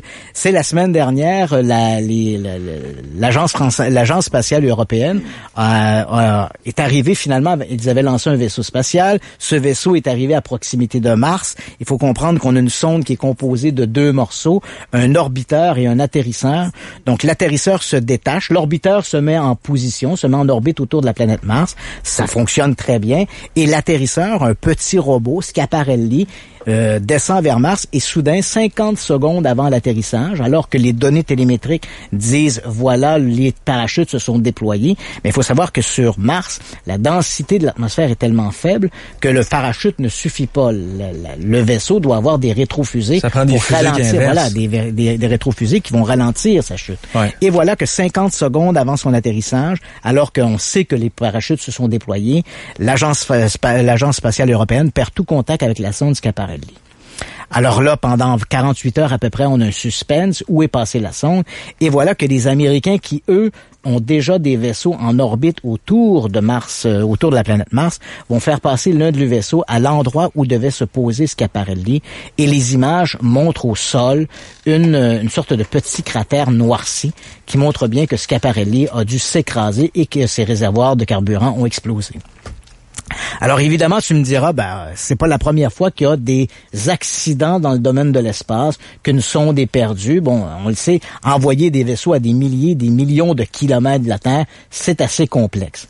Mais voilà que les théoriciens du complot, eux, ont remarqué que jusqu'à maintenant, seuls les Américains ont réussi à placer des vaisseaux sur Mars. Alors, les théoriciens du complot en arrivent à la conclusion que le vaisseau Schiaparelli de l'Agence spatiale européenne a été saboté par les Américains. Et pourquoi saboté? Parce que les Américains, toujours selon cette vision du théorie du complot, les Américains voudraient garder l'hégémonie de la planète Mars, parce que c'est la seule présence sur Mars. Et pourquoi veulent-ils garder l'hégémonie de la planète Mars? Parce que les Américains ont découvert qu'il y avait là une civilisation extraterrestre. Et là, évidemment, on veut cacher ça au reste du monde. Évidemment, ça va te paraître un peu absurde, mais au moment où on se parle, il y a déjà une sorte de pétition qui circule sur le web où des théoriciens du complot veulent porter en fait une accusation contre la NASA. On veut accuser la NASA de crimes contre l'humanité et on voudrait même qu'il y ait une enquête qui soit menée auprès de l'Organisation des Nations Unies pour voir si toutes ces missions martiennes ratées par les autres nations ont été sabotées par les Américains. Ce qui m'étonne un peu dans cette histoire-là, c'est que c'est vrai qu'on regarde la feuille de route des autres nations vers Mars, et particulièrement les Russes, ils ont été très malchanceux. En fait, ils ont envoyé plusieurs sondes vers Mars, et ces sondes ou bien se sont écrasées, ou se sont perdues, soit au lancement, ou durant le trajet de Mars, de la Terre à Mars. Mais ce que les théoriciens du complot ont oublié de nous dire, c'est que les Américains aussi ont eu leur lot d'échecs vers Mars. Eux aussi ont perdu plusieurs vaisseaux vers Mars. Donc, s'il y a une théorie du complot, s'il y a une nation qui détruit des vaisseaux, ben il faudrait regarder qui a détruit les vaisseaux des Américains. Donc, tu vois, cette théorie-là du complot prend un peu l'eau comme une passoire quand on regarde réellement la feuille de route des nombreuses missions qui ont été envoyées soit vers la planète Mars ou ailleurs dans le cosmos. Est-ce que tu y crois pour ce qui est de la NASA? Est-ce que la NASA peut avoir un département spécial qui fait en sorte qu'on sait des choses là-bas mais qu'on raconte pas à la population? Pas du tout. Moi, dans un de mes ouvrages, je crois que c'est l'enquêteur du Paranormal 3, j'ai tout un chapitre là-dessus où j'ai été à la NASA, parce que tu sais que dans les gens qui croient aux ovnis puis tous ces trucs-là, il y a toutes sortes on nous dit souvent, bon, les missions Apollo ont été suivies par des vaisseaux spatials, il y avait tel truc, telle photographie, on voit une ombre, on voit ceci. Donc, il y a toutes sortes de trucs qu'on raconte à propos des vols spatiaux versus des extraterrestres et bien sûr versus un complot de silence entretenu par la NASA. Et moi, quand je suis allé à la NASA pour enquêter là-dessus, j'ai été extrêmement bien accueilli. Et ce que l'on découvre finalement, c'est qu'il y a dans ce milieu-là énormément de trucs. Bon, souvent, on nous montre des photos dans des magazines ou des livres où on nous dit ce sont des extraterrestres. On nous montre des photos en nous disant c'est une photo de la NASA. Sauf qu'on ne nous donne pas un numéro de photo. Or, chaque photo à la NASA a un numéro là qui est de stockage. Donc, si on te donne pas le numéro, ben c'est impossible de retrouver la fameuse photo. Moi, les gens de la NASA ont été très aimables avec moi. Je les ai envoyé plein de photos. J'avais pas de numéro. Ils ont pris des jours et ont réussi à retrouver les photos. Ah oui. Et là, tu découvres que la photo qu'on a publiée dans le magazine a été altérée, modifiée, parce que ça n'apparaît pas sur la photo originale. Il y a toutes sortes de trucs qu'on a changés. Et finalement, ben, tu te rends compte que les véritables escrocs, ce sont pas la NASA qui cache les faits, mais ce sont ces gens-là qui publient des ouvrages, qui vont truquer des photos pour nous faire croire qu'il y a des vaisseaux sur Mars. Donc, à mon avis, je pense qu'il n'y a pas vraiment un très, très grand complot là-dessus. All right. Après la pause, Christian, on parle de films d'horreur qui ont été inspirés par des histoires vraies. Oui. Et parfois, l'histoire, elle est plus fascinante que le film lui-même. Tu sais ce que j'ai fait ce matin? Non. C'est pas basé sur une histoire vraie, mais moi, c'est un film qui m'a terrorisé. Je pense qu'Alain doit l'avoir écouté. Alain qui est avec nous parce qu'il est un petit peu plus vieux que moi. Un peu. L'Opéra de la Terreur. Ouais. J'ai encore ça sur VHS. C'est un classique. Oui, j'ai encore ça sur VHS. Je l'ai sorti aujourd'hui. J'ai trouvé la façon de transférer ça sur mon ordinateur. Ouais. Puis je vais me taper ça ce soir ou demain. Ah, ça, c'est un classique. T'sais, parce que ce soir, on va parler, bien sûr, de films qui trouvent leurs racines dans des véritables histoires. Mais si on allait de façon très large, moi, j'aurais des mentions très particulières pour des films qui sont purement des fictions, mais qui sont, à mon avis, des incontournables. Il y a des films qui sont des films d'horreur qui m'ont terrifié. C'est pas beaucoup, mais il y en a quelques-uns qui méritent vraiment un détour, même s'ils ne sont pas basés sur des histoires vraies. L'Opéra de la Terreur, tu t'en souviens? Oui, je me souviens de l'Opéra de la Terreur. Dans la cave. Oui, effectivement. Et on a fait un remake de ce film-là il y a quelques années, mais qui n'a pas le cachet de l'original. Non, vraiment, quand on parle dans les classiques de l'horreur, c'est vraiment l'original de l'Opéra de la Terreur. Ouais. Il y en a un dernier, la cabane dans les bois. Ouais. Est-ce que tu l'as déjà écouté? Oui, j'ai vu ce film-là. Tu t'attends absolument à rien. Finalement, ça se transforme, ce film-là, comme pas possible. J'ai pas dormi pendant 3 semaines. C'est vrai? Oui, c'était atroce. J'ai détesté ça. J'ai tellement eu ça, là. C'est le pire film de merde, d'horreur. moi, tu vois, si tu me poses la question, si on parle vraiment de film de fiction, là, pas basé sur une histoire vraie, le film de fiction qui m'a le plus troublé au cours, disons, des 10 dernières années, c'est un film espagnol qui s'appelle L'Orphelinat. C'est un film de Guillermo del Toro. Un film remarquable. Il y a une scène, par exemple, de médium, qui est jouée d'ailleurs par Geraldine Chaplin, la fille de Charlie Chaplin. Oui. Cette scène-là de médium, moi j'en avais le frisson. C'était remarquable. Ce film-là, il est intelligent, il est époustouflant. C'est vraiment un film qui vaut le détour. L'Orphelinat, c'est l'un des très grand film de fantômes qui a été tourné. Et moi, même si c'est un film qui date de 2008 ou 2009, c'est vraiment un film qui vaut le détour. Un film de médium, c'est sûr, j'écoute pas ça. C'est ça, c'était vrai. La scène de médium, interprétée par Géraldine Chaplin, est particulièrement saisissante. Un très, très bon film. Et un autre film, encore là, c'est assez amusant, parce que c'est un film espagnol, un film qui s'appelle L'échine du diable, de Devil's Backbone. Ce film-là, c'est le plus beau fantôme que j'ai vu. En fait, ça nous amène, c'est les frères Almodovar qui ont tourné ça, ça nous ramène dans les années 40, durant la Révolution espagnole, et on est dans un orphelinat, et là, il y a un petit garçon qui est décédé dans l'orphelinat, dont le décès est connu de tous les autres garçons de l'orphelinat, et ces jeunes-là savent que le fantôme se rôde quelque part dans les corridors de l'orphelinat, et ils l'appellent celui qui soupire. Et à quelques reprises, on le voit apparaître, ce fameux fantôme. Écoute, tu vois un petit garçon, la peau est quasi translucide, et comme il est mort d'un coup sur la tête en tombant dans une piscine, en fait dans un réservoir d'eau, tu vois comme le sang qui s'échappe de sa tête, mais qui flotte au-dessus. C'est vraiment remarquable. Le plus beau fantôme que j'ai vu dans des films dits de fantômes, à voir absolument L'échine du diable. Les Alfred Hitchcock aussi étaient incroyables. Je me souviens C'était des suspens. Le suspense était remarquable. Psychose. Psychose, c'est assez amusant parce que Psychose, on le sait pas. Parce que quand on parle de films basés sur des histoires vraies, tu sais que c'est une sorte de d'étiquette que l'on accole au film depuis à peu près une vingtaine d'années. Parce qu'on a découvert qu'il y avait un pouvoir auprès de l'auditeur. Il y avait plus de gens qui allaient au cinéma si on disait le film est basé sur une histoire vraie. Alors que jusqu'au milieu des années 70, très peu de films étaient accolés avec cette notion d'après une histoire vraie. Alors le film Psychose, par exemple, où on suit les aventures de Norman Bates, on ne nous le dit pas, mais ce film-là est basé sur un très célèbre tueur en série aux États-Unis dans les années 50, Ed Gaines, qui déterrait des corps au cimetière, ramenait les corps chez lui, les dépeçait, se faisait des manteaux, par exemple, ou des chandails avec la peau humaine. Et Ed Gaines avait déterré sa mère qu'il avait ramenée chez lui. Ça se passe en Illinois, à Plainfield. Et quand les policiers sont arrivés là, ben évidemment, ils ont trouvé Madame Gaines en squelette, assis dans sa chambre. En train de prendre un café. C'est ce que l'on retrouve également dans le film Psychose avec Norman Bates. Il a gardé le souvenir de sa mère. Et quand Hitchcock a fait le film, bien sûr, s'est inspiré de ce Ed Gaines pour faire son film, mais jamais n'est mention d'Ed Gaines, ni dans la publicité autour du film, ni même lorsque le film est présenté en salle.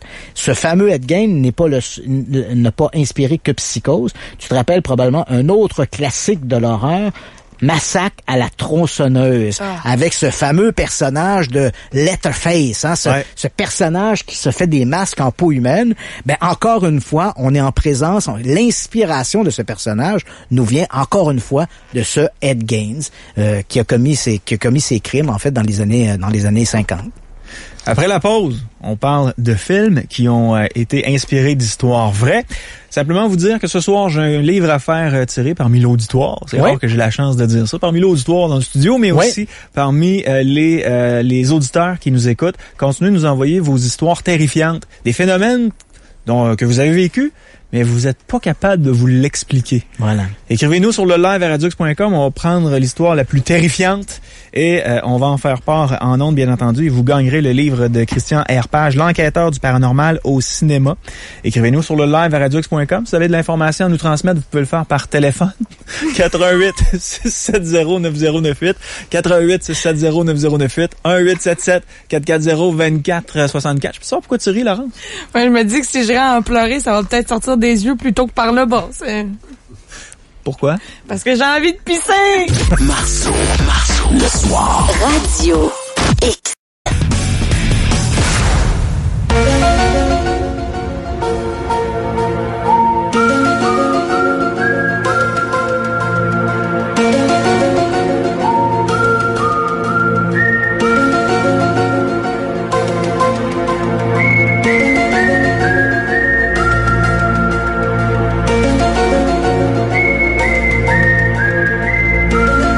Ce soir, dans Marceau Soir, c'est une soirée de peur avec nul autre que Christian Page. Ça fait longtemps que ça a été demandé, ça, pour l'Halloween. Oui, j'avais hâte. Les gens me parlaient de ça cet été. J'ai eu l'occasion de demander à Christian dans les dernières semaines. Il a eu l'amabilité d'accepter de passer en studio et d'accepter qu'il y a un auditoire. On parle entre 15 et 20 personnes qui sont avec nous ce soir. C'est pas facile pour toi, Laurence, hein? C'est pas vrai, là. Voyons, moi, j'haïs ça. J'haïs tellement ça. C'est le temps de le dire.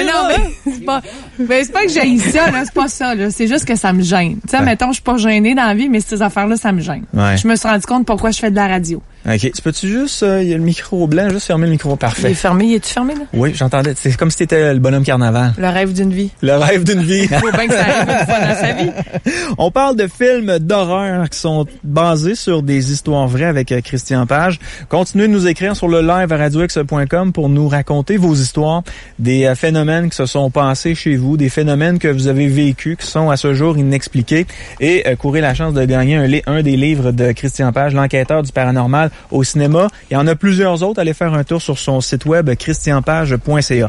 On commence avec quoi, mon cher Christian? Ben écoute, et là évidemment c'est mon palmarès à moi. C'est mon palmarès à moi. Donc c'est les 3 films que moi je considère les mieux, les plus terrifiants, adaptés d'histoires vraies. Mais ça se peut que les gens qui nous écoutent à la maison, eux, aient une liste tout à fait différente. Donc je commence. On va y aller à rebours. Donc je commence avec mon film numéro 3, L'Exorciste. On écoute la bande-annonce. Y a-t-il quelqu'un en toi?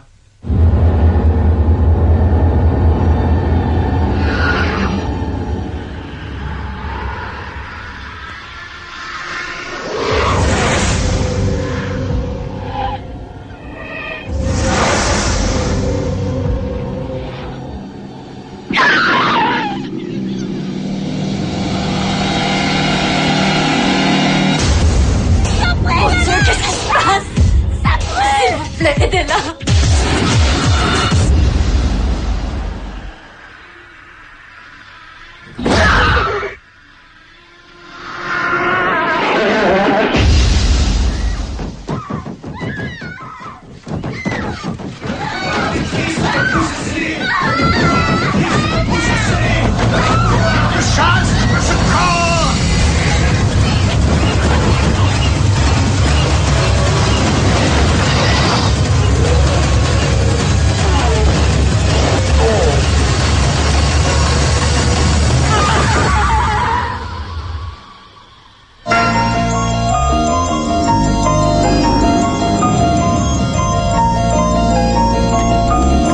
Comment ça va, Laurence?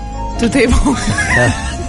T'as l'air encore... Moi, j'haïs ça de pas avoir d'image. Ouais, c'est sûr. C'est encore pire, là. Ça laisse place à l'imaginaire. Puis là, je m'imagine les... arrête pas de crier.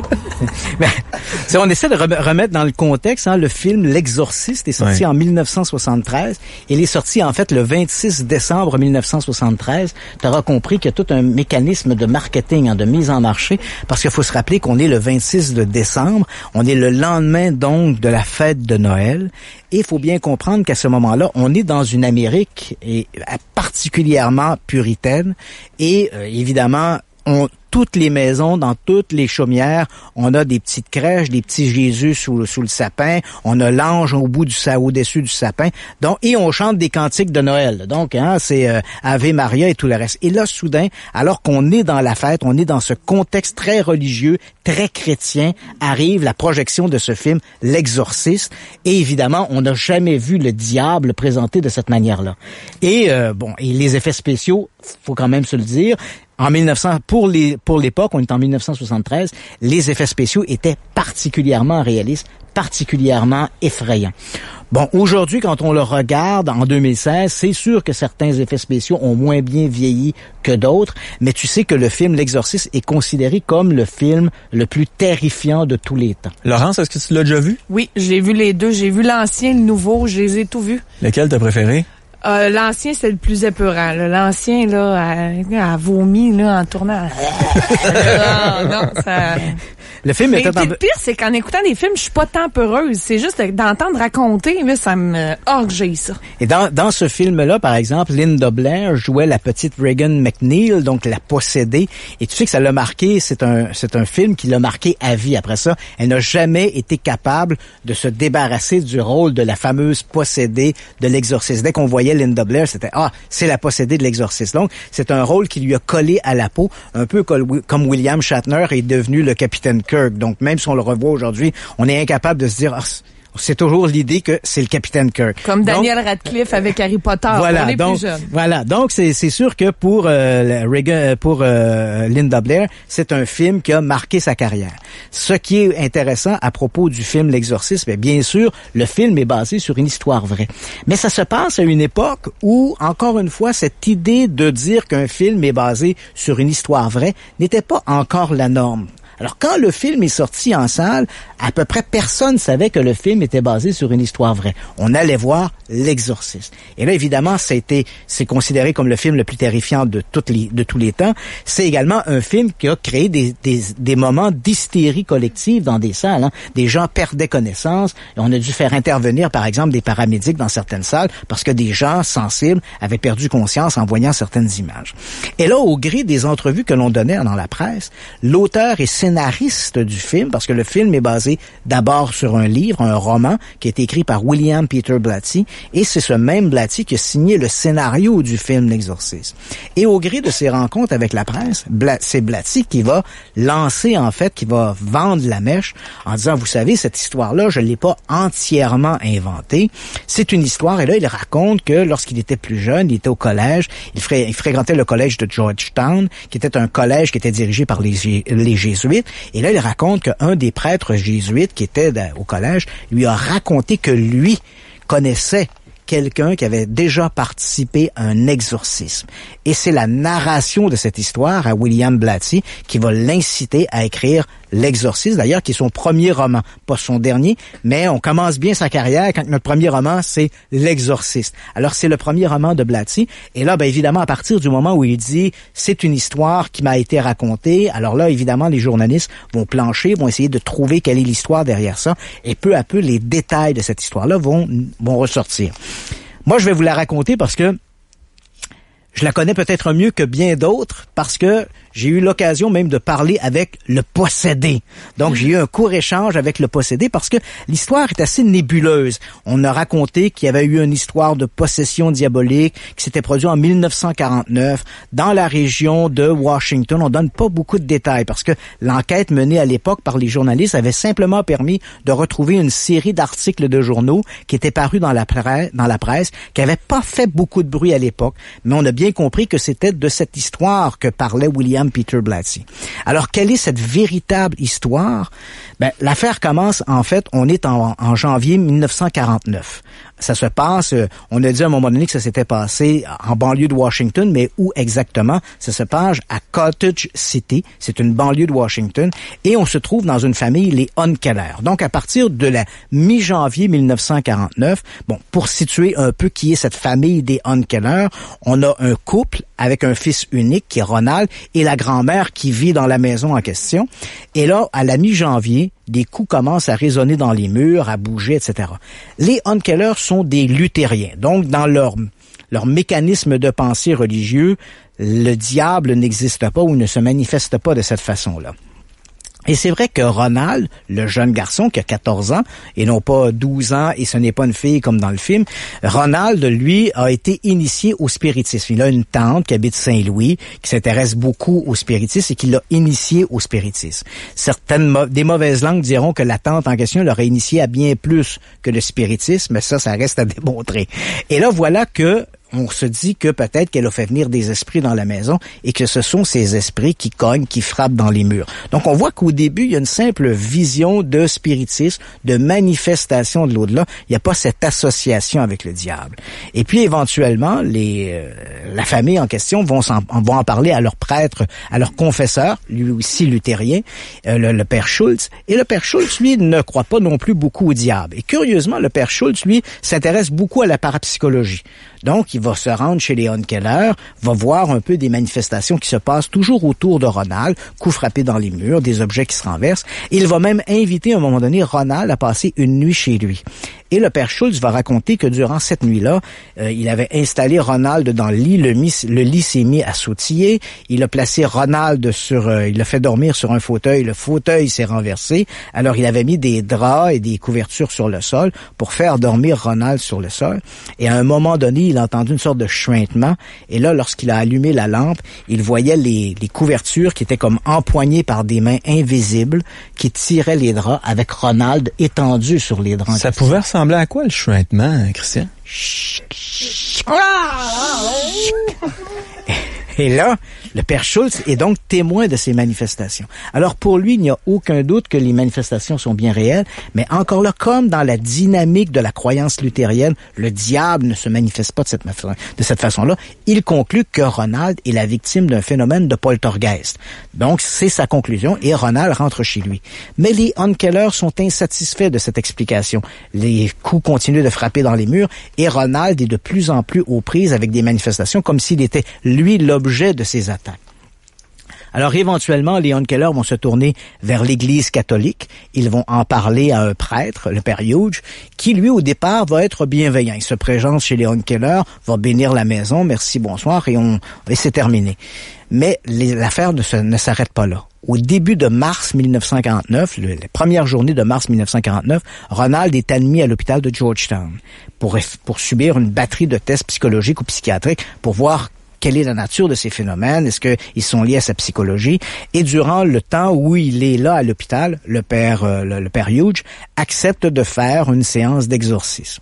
Alors, il se rend auprès de Ronald, qui est étendu sur son lit. Il est pris de convulsions et à un moment donné, on doit l'attacher à son lit parce que les convulsions sont trop importantes. Et à un moment donné, Ronald se serait apparemment détaché un bras, aurait passé sa main sous le matelas, aurait décroché un ressort, et comme le père Hughes se penche sur lui, il prend le ressort, lui rentre dans l'épaule et lui ouvre le bras jusqu'au coude. Alors, inutile de dire que la séance d'exorcisme s'est arrêtée à ce moment-là. Ronald va retourner chez lui, et là, à ce moment, on va commencer à voir apparaître sur son corps des marques, et notamment le mot « Louis » va apparaître sur le corps de Ronald. Comme la famille vient de Saint-Louis, et que la tante Tati qui s'adonnait au spiritisme est décédée, alors on se demande s'il ne s'agit pas aussi d'un message de l'au-delà. On n'incite pas la famille Hunkeler à se rendre à Saint-Louis comme s'il y avait une solution à l'état dans lequel se trouve Ronald. On va amener la famille Hunkeler va donc se rendre à Saint-Louis où ils arrivent dans la première semaine du mois de mars et là, ils habitent chez des parents. Et comme ces parents-là ont des filles qui fréquentent un collège jésuite également à Saint-Louis, on va en parler autour, et là, l'affaire va commencer à se répandre. Éventuellement, l'évêque va entendre parler de l'histoire et va permettre à 2 prêtres du collège de Saint-Louis de procéder à un rituel d'exorcisme. Alors là, on commence à entrer dans ce qu'on retrouve dans le film, parce qu'il faut savoir que pour l'Église catholique, il existe 2 formes de possession. Le premier, c'est le tourment. Donc, on n'est pas possédé. Un fidèle est tourmenté par le diable. Et quand tu es tourmenté par le diable, ça se caractérise par des idées impures. Si ce n'est que ça, il y en a une maudite gang qui sont tourmentés par le diable. On ira en enfer. Mais dans ce cas-là, généralement, des prières dites par le prêtre, un simple prêtre de quartier, des prières de libération devraient généralement permettre aux fidèles de retrouver la quiétude. Mais si cette entité démoniaque se substitue à la pensée du fidèle, alors là, on n'est plus dans le cas d'un tourment, on est dans le cas d'une possession.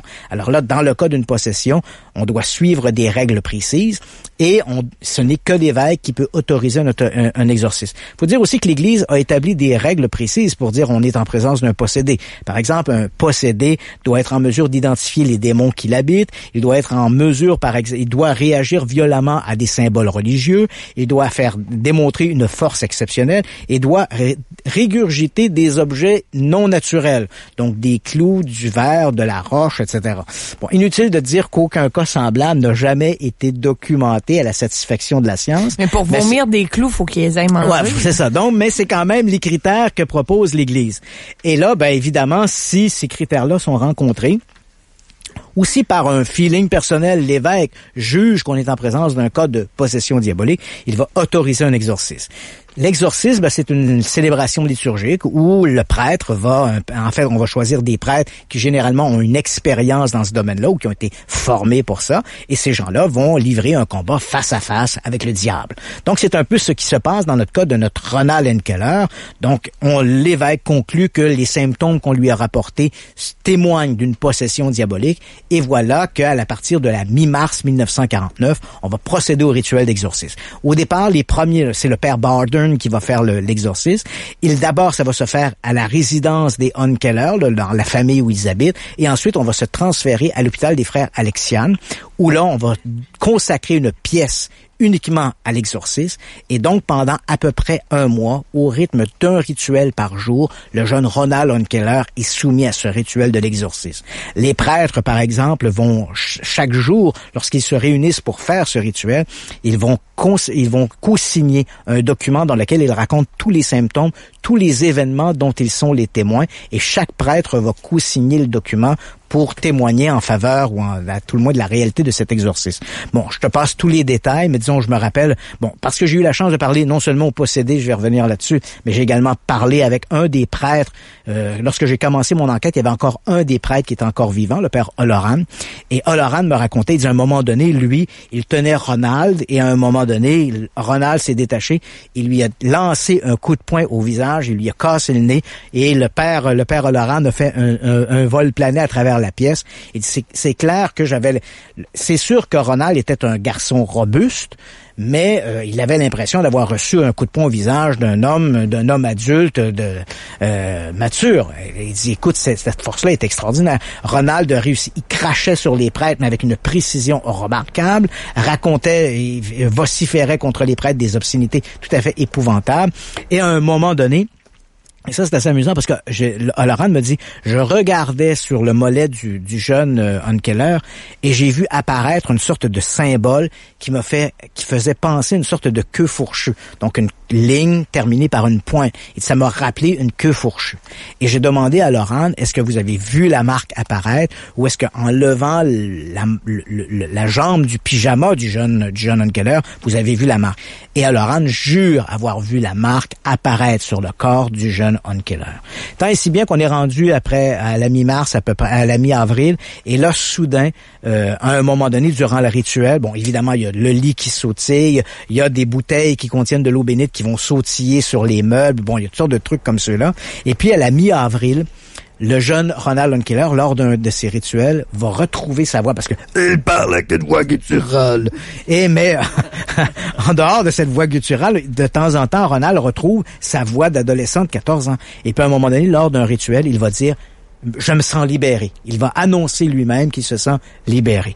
Et le lendemain, on va entendre une sorte de détonation à travers tout l'hôpital des frères Alexian, et c'est la fin de l'exorcisme. Ronald va retourner chez lui et plus jamais il n'aura d'épisode de possession diabolique. L'affaire va faire l'objet de quelques articles dans la presse, non pas des prêtres exorcistes, mais à travers le père Schulz qui lui avait conclu à un cas de simple poltergeist lors d'un congrès sur la parapsychologie. Il va parler de cette histoire-là, et c'est comme ça que l'histoire va sortir à l'été de 1949 dans la presse locale, mais sans plus. On n'entendra plus jamais parler de Ronald Onkeller. Et étonnamment, et là on entre quasiment dans un scénario digne d'un film, la salle où s'est produit l'exorcisme... On l'avait emmuré. On l'avait emmuré. Donc on a gardé tous les objets-là, le lit, les bouteilles d'eau bénite, et on a fermé la pièce, a été emmurée. Et peu à peu, les gens qui travaillaient à l'hôpital des frères Alexian en sont venus à oublier la pièce de l'exorcisme. Tant et si bien que dans les années 60, quand on allait à l'hôpital des frères Alexian, qui se trouve à Saint-Louis, au Missouri, quand on parlait de l'exorcisme, on avait des versions un peu modifiées de chaque employé. Oh, mais il semble que c'était au bout du corridor 4. Non, c'était au bout du corridor 3, au 2e étage. Il y avait toutes sortes d'histoires. Quelque part, il devait y avoir une pièce murée. Et puis voilà qu'au milieu des années 70, on décide de faire des travaux de réfection de l'hôtel et les bouliers mécaniques vont percer un mur et mettre à jour la chambre de l'exorcisme. Donc on se retrouve 30 ans plus tard dans cette chambre que personne n'a jamais vue et crois-le ou non, dans le bureau, on va retrouver le journal de l'exorcisme. Sinon, on n'aurait jamais entendu parler de cette histoire-là. Donc, on retrouve le journal et le directeur de l'hôpital des Frères Alexian, en ouvrant le journal, où tout est consigné, il voit parmi les noms le nom de Walter Halloran, qui est un des prêtres exorcistes, et reconnaît ce nom comme étant l'un des prêtres qui enseigne à l'école, à l'université de Missouri. Alors, il va lui remettre le journal de l'exorcisme, et c'est comme ça, éventuellement, que l'histoire va devenir connue à cause qu'il y a eu cette fuite et parce qu'on a retrouvé le journal de l'exorcisme. Ce qui est le grand mystère dans l'affaire de Ronald Unkeler, c'était aussi de connaître l'identité de Ronald. Parce que si vous prenez de la littérature, on vous parle de Robbie Rowe, Robbie Mannheim, on lui donne toutes sortes de noms, mais jamais on le nomme Ronald Unkeler. En fait, je pense que je suis le premier journaliste à avoir révélé publiquement le nom du dit possédé. Et c'est assez amusant la façon dont ça s'est passé parce qu'au départ, on disait que l'exorcisme s'était produit sur un coin de rue qui s'appelait à Bunker Hill, qui se trouve juste en banlieue, à Mount Rainier, qui se trouve en banlieue de Washington. Alors, il y a quelques années, quand je commençais à m'intéresser à cette histoire de l'exorcisme, je me retrouve là-bas, en banlieue de Washington, je retrouve le coin de Bunker Hill, et là, maintenant, c'est simplement un parc qui est là, et là, je suis à prendre des photographies, puis c'est assez étonnant, parce que c'est comme un grand mystère, l'identité du possédé. Tu vois, c'est un peu ridicule comment je réussis à mettre ça à jour. Je suis là, je prends des photos, et là, une dame s'approche, une dame âgée, elle promène son petit chien, et là, elle me demande ce que je fais là. Fait que là, je lui dis, je suis journaliste canadien, puis là, je commence à lui parler du truc, puis là, je lui dis, c'est ici qu'il y a eu la maison où apparemment, il y avait autrefois une maison avec, il y a eu l'exorcisme, et elle me dit, pas du tout. Puis quand elle dit non, elle dit c'est pas là. Elle dit moi j'ai passé toute ma vie dans le quartier. Elle dit la maison où ça s'est passé, c'est sur la 40e avenue, c'est 3 coins de rue plus loin, puis c'est la maison des Unkeler. Fait que là donc j'ai le nom de la famille et j'ai l'endroit où ça s'est réellement passé. Donc je me rends sur la 40e avenue à Cottage City qui est la communauté voisine et là quand j'arrive sur la 40e avenue, il y a un type qui est en train de tondre sa pelouse, et là, je m'approche de lui, je dis, oui, avez-vous déjà entendu parler de l'histoire de l'exorcisme? Il me pointe la maison en face, puis il dit, ça, c'est la maison des Unkeler, c'est juste en face, puis c'est là que ça s'est passé. Fait que c'était bel et bien là. Donc, j'avais non seulement l'endroit, et dans le livre, dans le bouquin, je pense c'est l'enquêteur du paranormal 1 où j'avais raconté l'histoire, on voit une photo de moi posant fièrement devant la maison de l'exorcisme, et là, comme j'avais le nom, j'ai entrepris de retrouver le possédé et il vit toujours. En tout cas, aux dernières nouvelles, il était toujours vivant. Il habite à Lawrence, donc vous pouvez faire le test, allez chez vous, vous tapez sur Internet Ronald Unkeler, Lawrence dans l'État du Maryland et vous allez voir son nom apparaître. Et il est le possédé de 1949. Donc, j'appelle Monsieur Unkeler. Il était pas nécessairement de bonne humeur que j'ai réussi à trouver son identité. Mais finalement, après avoir discuté quelques minutes, il me confirme qu'effectivement, c'était bel et bien lui. Et là, il me dit, vous allez recevoir, je vais faire une sorte de communiqué officiel à travers mon avocat et on va vous l'envoyer. Comme ça, ce sera la version officielle que je n'ai jamais reçue. Et à toutes les fois où j'ai essayé de recontacter Ronald Unkeler, là, je suis tombé sur sa femme, et ça a été toujours le refus total de m'adresser la parole. Donc, j'ai eu la chance de lui parler pendant 5 ou 10 minutes, une fois au téléphone, à ce fameux Ronald Unkeler, celui qui a été le modèle du possédé de l'exorcisme. On continue, Laurence? On continue. All right. Je suis prête. Christian, un deuxième film d'horreur qui est basé sur un fait vécu. Et c'est assez amusant parce que sur la liste des films du réalisateur Scorsese, Martin Scorsese, a écrit et dit ce film, à mon avis, c'est le deuxième film le plus terrifiant après l'Exorcisme. C'est un film qui s'appelle L'Entité, ou en fait c'est The Entity en français, c'est l'emprise. On écoute la bande-annonce. Ça joue-tu, Laurence? Oui, ça partait. Parce qu'au début, c'est des vents pis tout ça, là. Hein? Mais là... I've always believed that there were several planes of existence. And we as human beings inhabit only one. What happened to you guys last night anyway? I was attacked. Is this the first time something like this has ever happened? No. Things have come to me. In the night. Why do I see and feel these things? Some things are more terrible than other things. And you felt like a man? Big man. But when my son came in, there was nobody there. He evaporated. That's classic poltergeist activity. You know, there was a time when people believed in the supernatural. These ghosts and demons were only ideas, but people saw them. You think I'm insane? First, we have to find out what the problem is. In the meantime, I'll be dead. He's stronger than you are. He'll kill me if he has to. Isn't it possible that some entity has crossed into our plane of existence? There was somebody there. I couldn't see him with my eyes, but there was somebody there. He's in the room! Will you appear to us now?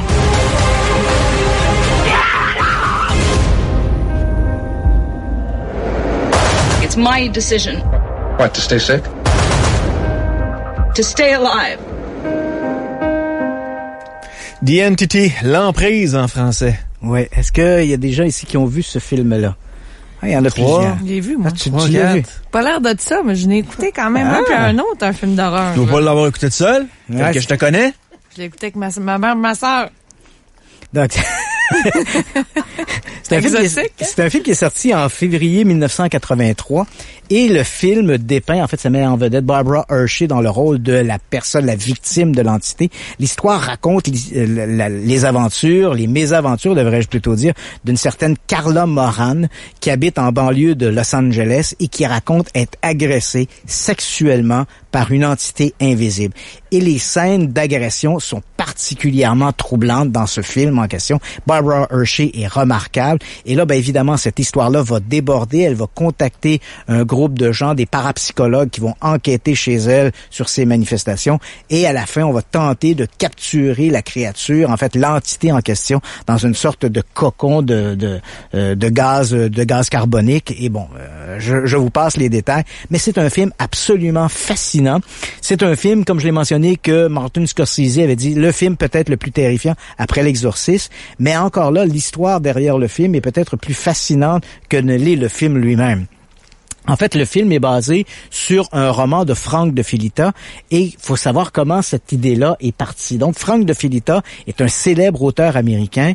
Il avait écrit précédemment une histoire de fantôme, en fait, une histoire de réincarnation qui s'appelait Le roman d'Audrey Rose, qui avait très, très bien marché, qui a été adapté d'ailleurs au cinéma et Anthony Hopkins joue dans ce film le roman d'Audrey Rose. Et en fait, ce que on sait aujourd'hui, c'est que cette histoire-là d'Audrey Rose, c'est un peu une autobiographie de Frank de Filita, c'est-à-dire que il a perdu sa fille en bas âge dans un accident et il est persuadé de l'avoir retrouvée quelques années après dans le corps d'une autre petite fille à New York. Et cette histoire-là va être le canevas de son roman, son livre, Le roman d'Audrey Rose.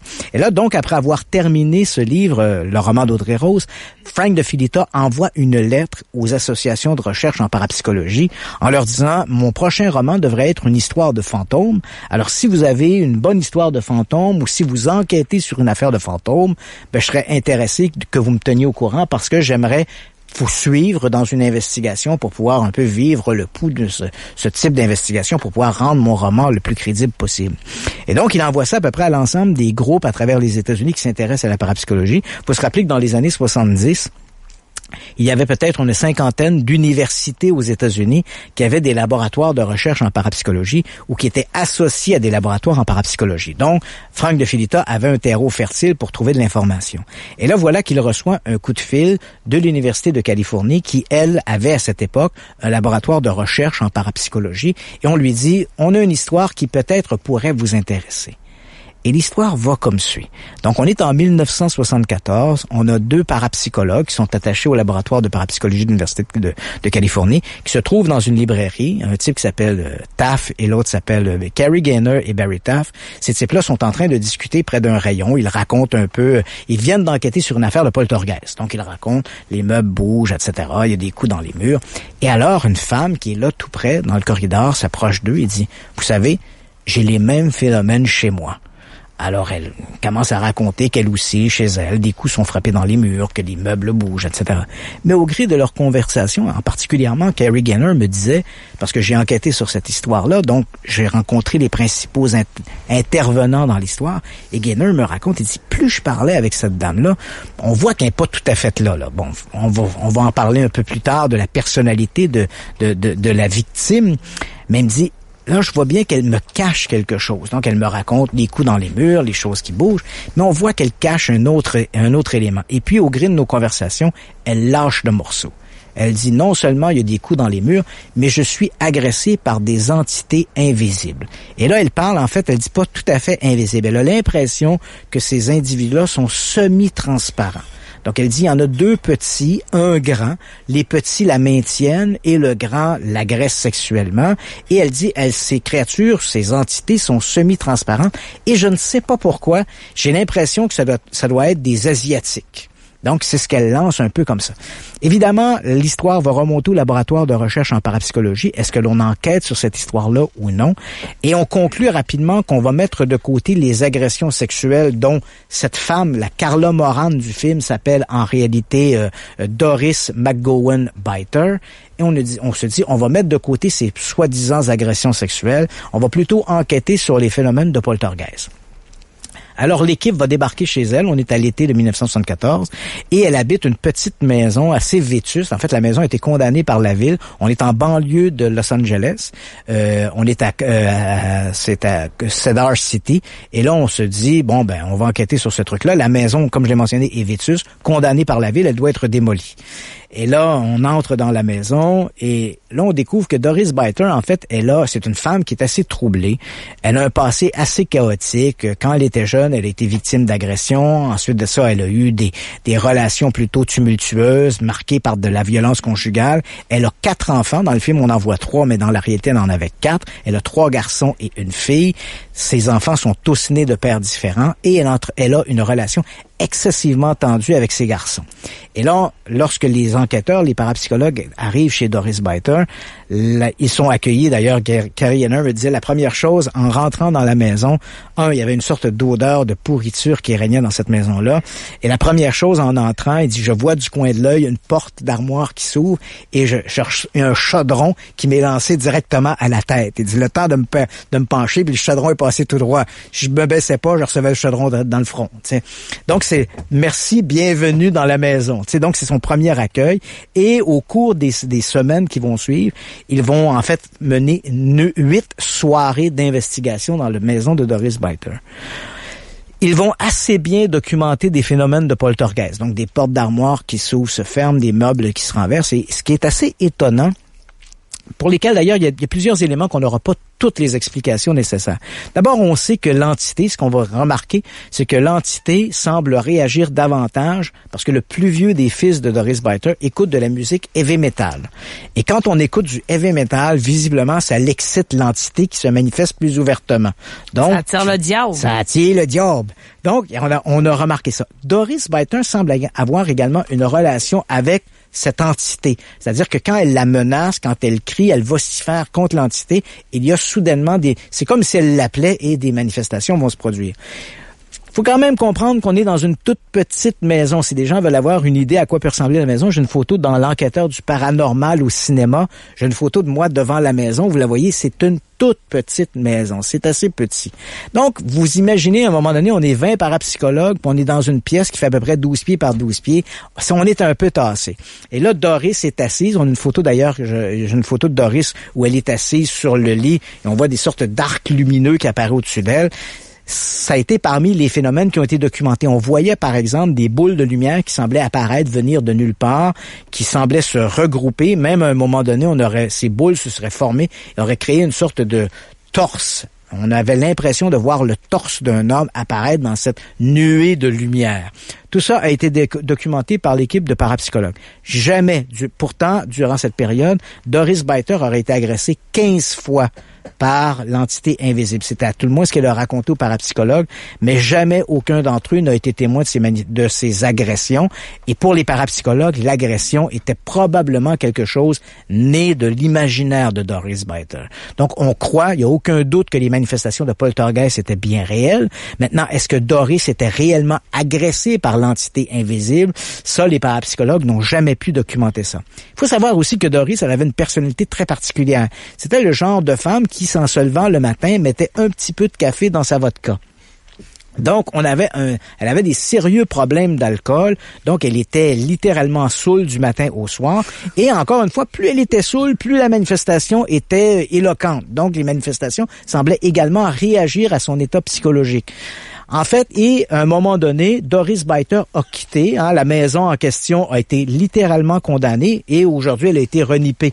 Mais la structure extérieure reste exactement là. Quand on est devant, moi j'ai vu des photos qui avaient été prises par les parapsychologues en 1974 et on regarde la photo de moi devant cette maison, elle a à peu près pas changé. C'est sûr qu'elle a dû être renippée de l'intérieur. Le propriétaire sait que c'est la maison de l'entité. Puis il l'a acheté pareil. Oui, et moi je lui ai parlé, et lui a jamais vécu rien de mystérieux dans cette maison-là, mais mis à part peut-être les curieux qui de temps à autre se sont présentés chez lui pour lui poser justement la même question. C'est un bonhomme assez sympathique, d'origine espagnole, et il prend ça plutôt à la légère que cette maison a été la fameuse maison de l'entité. Doris Biter, quelques années après l'enquête de 1974, Doris Biter a déménagé à quelques reprises. Elle a même prétendu à un moment donné que l'entité en question l'avait suivie et qu'elle était victime d'agression là où elle avait déménagé.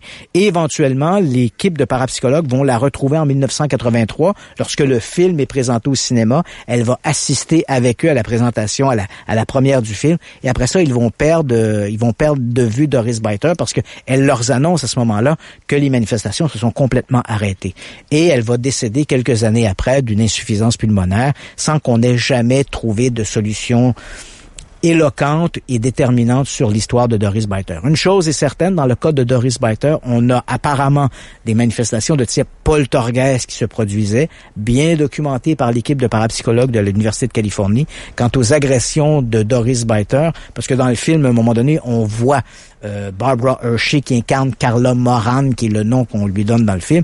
On la voit se présenter chez le médecin, elle a des ecchymoses, et là, le médecin va faire une sorte de constat de ça. Dans la réalité, ça ne s'est jamais produit. C'est-à-dire que Doris n'a jamais parlé des agressions sexuelles à un médecin et n'a jamais été voir un médecin pour dire « j'ai été agressée, voici les marques de l'agression ». Elle ne se confiait qu'aux enquêteurs, aux parapsychologues, et les gens qui pouvaient témoigner des ecchymoses qu'elle aurait eues, c'est ses fils ou des gens proches d'elle. Et là, à ce moment-là, le témoignage n'est pas fait par une personne indépendante. C'est une histoire remarquable et pour lesquelles encore aujourd'hui, ça demeure l'un des grands cas de la parapsychologie. L'affaire Doris Biter qui a servi de trame de fond à l'histoire de The Entity. C'est incroyable. J'adore ça. C'est incroyable. Christian, j'ai choisi à peu près 3 courriels. Oui. On va passer au travers. C'est des histoires de peur, des trucs qui arrivent aux jeunes et que les gens sont pas nécessairement capables de s'expliquer. Puis tiens, on passera au vote là, avec les auditeurs qui sont en studio. Mon premier est André qui écrit « Salut la gang. Depuis quelques mois, il y a un phénomène étrange qui m'arrive régulièrement. Cela a commencé dans mon lit. J'ai été couché sur le dos, les bras ouverts, et une présence s'est abattue sur moi.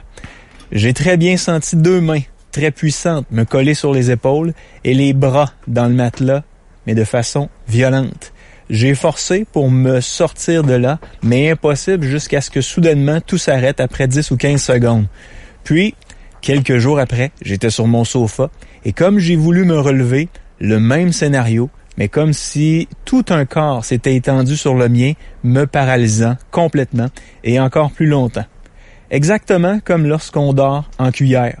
Ça s'est reproduit très souvent et même régulièrement. Une fois, j'ai même nettement senti une main sur mon genou. Elle a grimpé lentement, mais sûrement sur ma cuisse jusqu'à me pousser dans le matelas plus fort que jamais. J'ai forcé en vain pour me dégager et même les yeux ouverts, je ne voyais que l'obscurité, mais plus noir qu'une vision de nuit normale. Cela m'arrive régulièrement au point où c'est presque normal, selon moi. Dans l'histoire familiale, plusieurs personnes sont mortes dans cette pièce, dans ma maison. Plusieurs membres de ma famille et moi-même avons souvent entendu quelqu'un marcher au 2e étage de la maison et nous avons jamais rencontré personne. Quand je demeurais au 2e, j'ai été souvent témoin de phénomènes très étranges, des rêves étranges, très macabres et très réalistes. Une présence se déplaçait de pièce en pièce, comme en jouant en cache-cache, puis j'ai entendu grogner après moi. Je pourrais vous en raconter encore et encore. Mais oui, mais André, déménage, Calvaire! Qu'est-ce que tu fais encore chez vous? OK. Ça, c'est la première. C'est l'histoire d'André. La deuxième est un peu plus courte. C'est l'histoire de David, qui nous a écrit sur le live à radiox.com. Mon histoire de peur se passe en 2005. Dans mon cours de français, je devais faire une présentation sur un mythe ou encore une légende originaire du Québec. J'ai fait ma présentation sur Louis Gamache, qu'on surnommait le sorcier de l'île d'Anticosti. C'est un peu comme le bonhomme 7 heures du coin. Pendant ma présentation, l'horloge au-dessus du bureau du professeur s'est décrochée et a tombé. Ma prof a assuré que cela n'était jamais arrivé auparavant et je vous assure que je n'ai jamais stagé le tout pour que ça arrive. Je peux vous assurer cependant qu'il y a quelques personnes qui se sentaient pas nécessairement bien dans la pièce.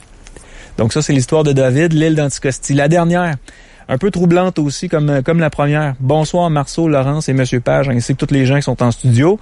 Moi, je me rappellerai toujours d'un moment effrayant. C'est en passé quand j'étais jeune.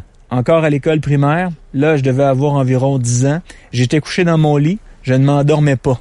Soudain, j'ai senti des mouvements, comme si c'est quelqu'un ou encore quelque chose qui marchait sur mon lit. Ça, il y a plusieurs personnes qui m'ont déjà rapporté ces phénomènes-là.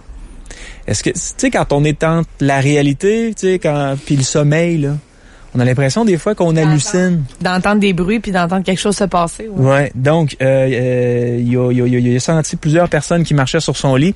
Nous avons jamais eu d'animaux de compagnie. Là, je me suis dit que c'était mon imagination. J'ai attendu quelques instants, mais cela ne s'arrêtait pas. Je sentais toujours ces mouvements comme si quelqu'un ou encore quelque chose marchait, sautillait sur mon lit. J'ai pris mon courage à deux mains et j'ai décidé de jeter un coup d'œil. En me levant ma tête pour me regarder, j'ai vu des petites silhouettes sombres marcher et sauter sur mon lit. Plus d'une. J'ai tellement eu peur à ce moment-là que je me suis enroulé dans mes draps le plus possible, mais je les sentais encore marcher et sautiller sur moi. Des punaises de lit. Je me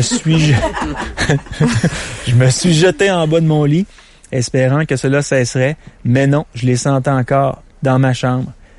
Ma chambre étant au bout d'un corridor à l'étage, je me suis mis à courir à toute vitesse, toujours enroulé dans mes couvertures. Une fois au bout du corridor, croyant qu'ils étaient toujours derrière moi, j'ai décidé de sauter en bas des marches, menant au rez-de-chaussée. Heureusement, mes parents n'étaient pas encore couchés. Ils étaient au salon, au rez-de-chaussée. Je criais, je pleurais, j'avais peur. Mes parents m'ont demandé ce qui se passait. Je leur ai raconté. Le visage de mon père s'est assombri. Il a changé suite à ce que je lui ai raconté. Le lendemain, j'ai demandé à mon père pourquoi son visage avait changé, pourquoi le visage de mon père s'était assombri, et quand je lui ai raconté mon histoire, il ne voulait pas nécessairement me répondre. J'ai donc dû insister. Il a fini par me dire que quand il était plus jeune, lorsqu'il habitait chez ses parents, il a vécu la même chose. OK. De bonnes histoires. Le livre L'enquêteur du paranormal au cinéma est en jeu, le livre de Christian Page. Il y a André qui vient de m'écrire dans mon courriel. Tu me l'achètes-tu, ma maison? Non, André, je te l'achète pas, ta maison. Jamais je vais te l'acheter. OK. Donc, on a l'histoire d'André, la première. Qui vote pour l'histoire d'André? OK. Qui vote pour l'histoire de David, l'histoire de peur, la deuxième? OK. Et qui vote pour celle de Michael? La dernière. Michael et les punaises de lit. Michael, c'est toi qui gagne le livre. On va te le laisser à la réception de Choix 98.1 Radio X, situé au 1134 Grande Allée Ouest à Québec.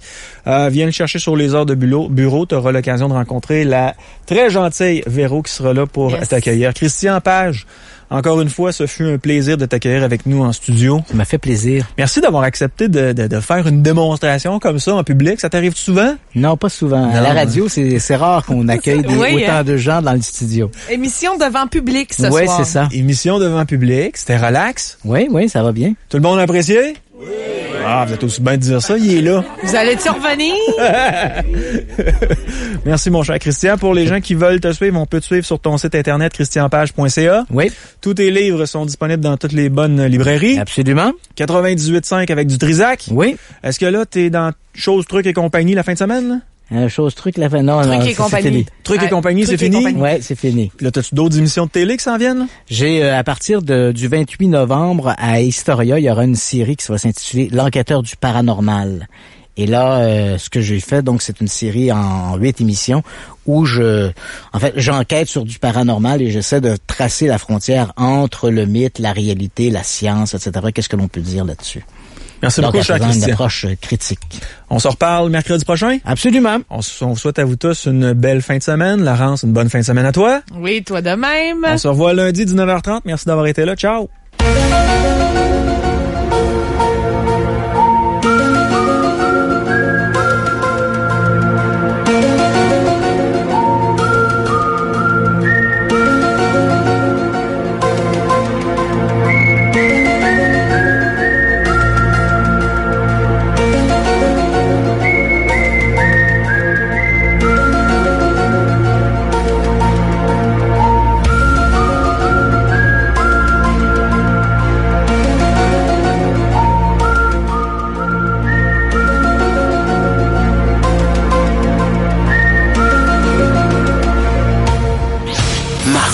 Marceau, le soir.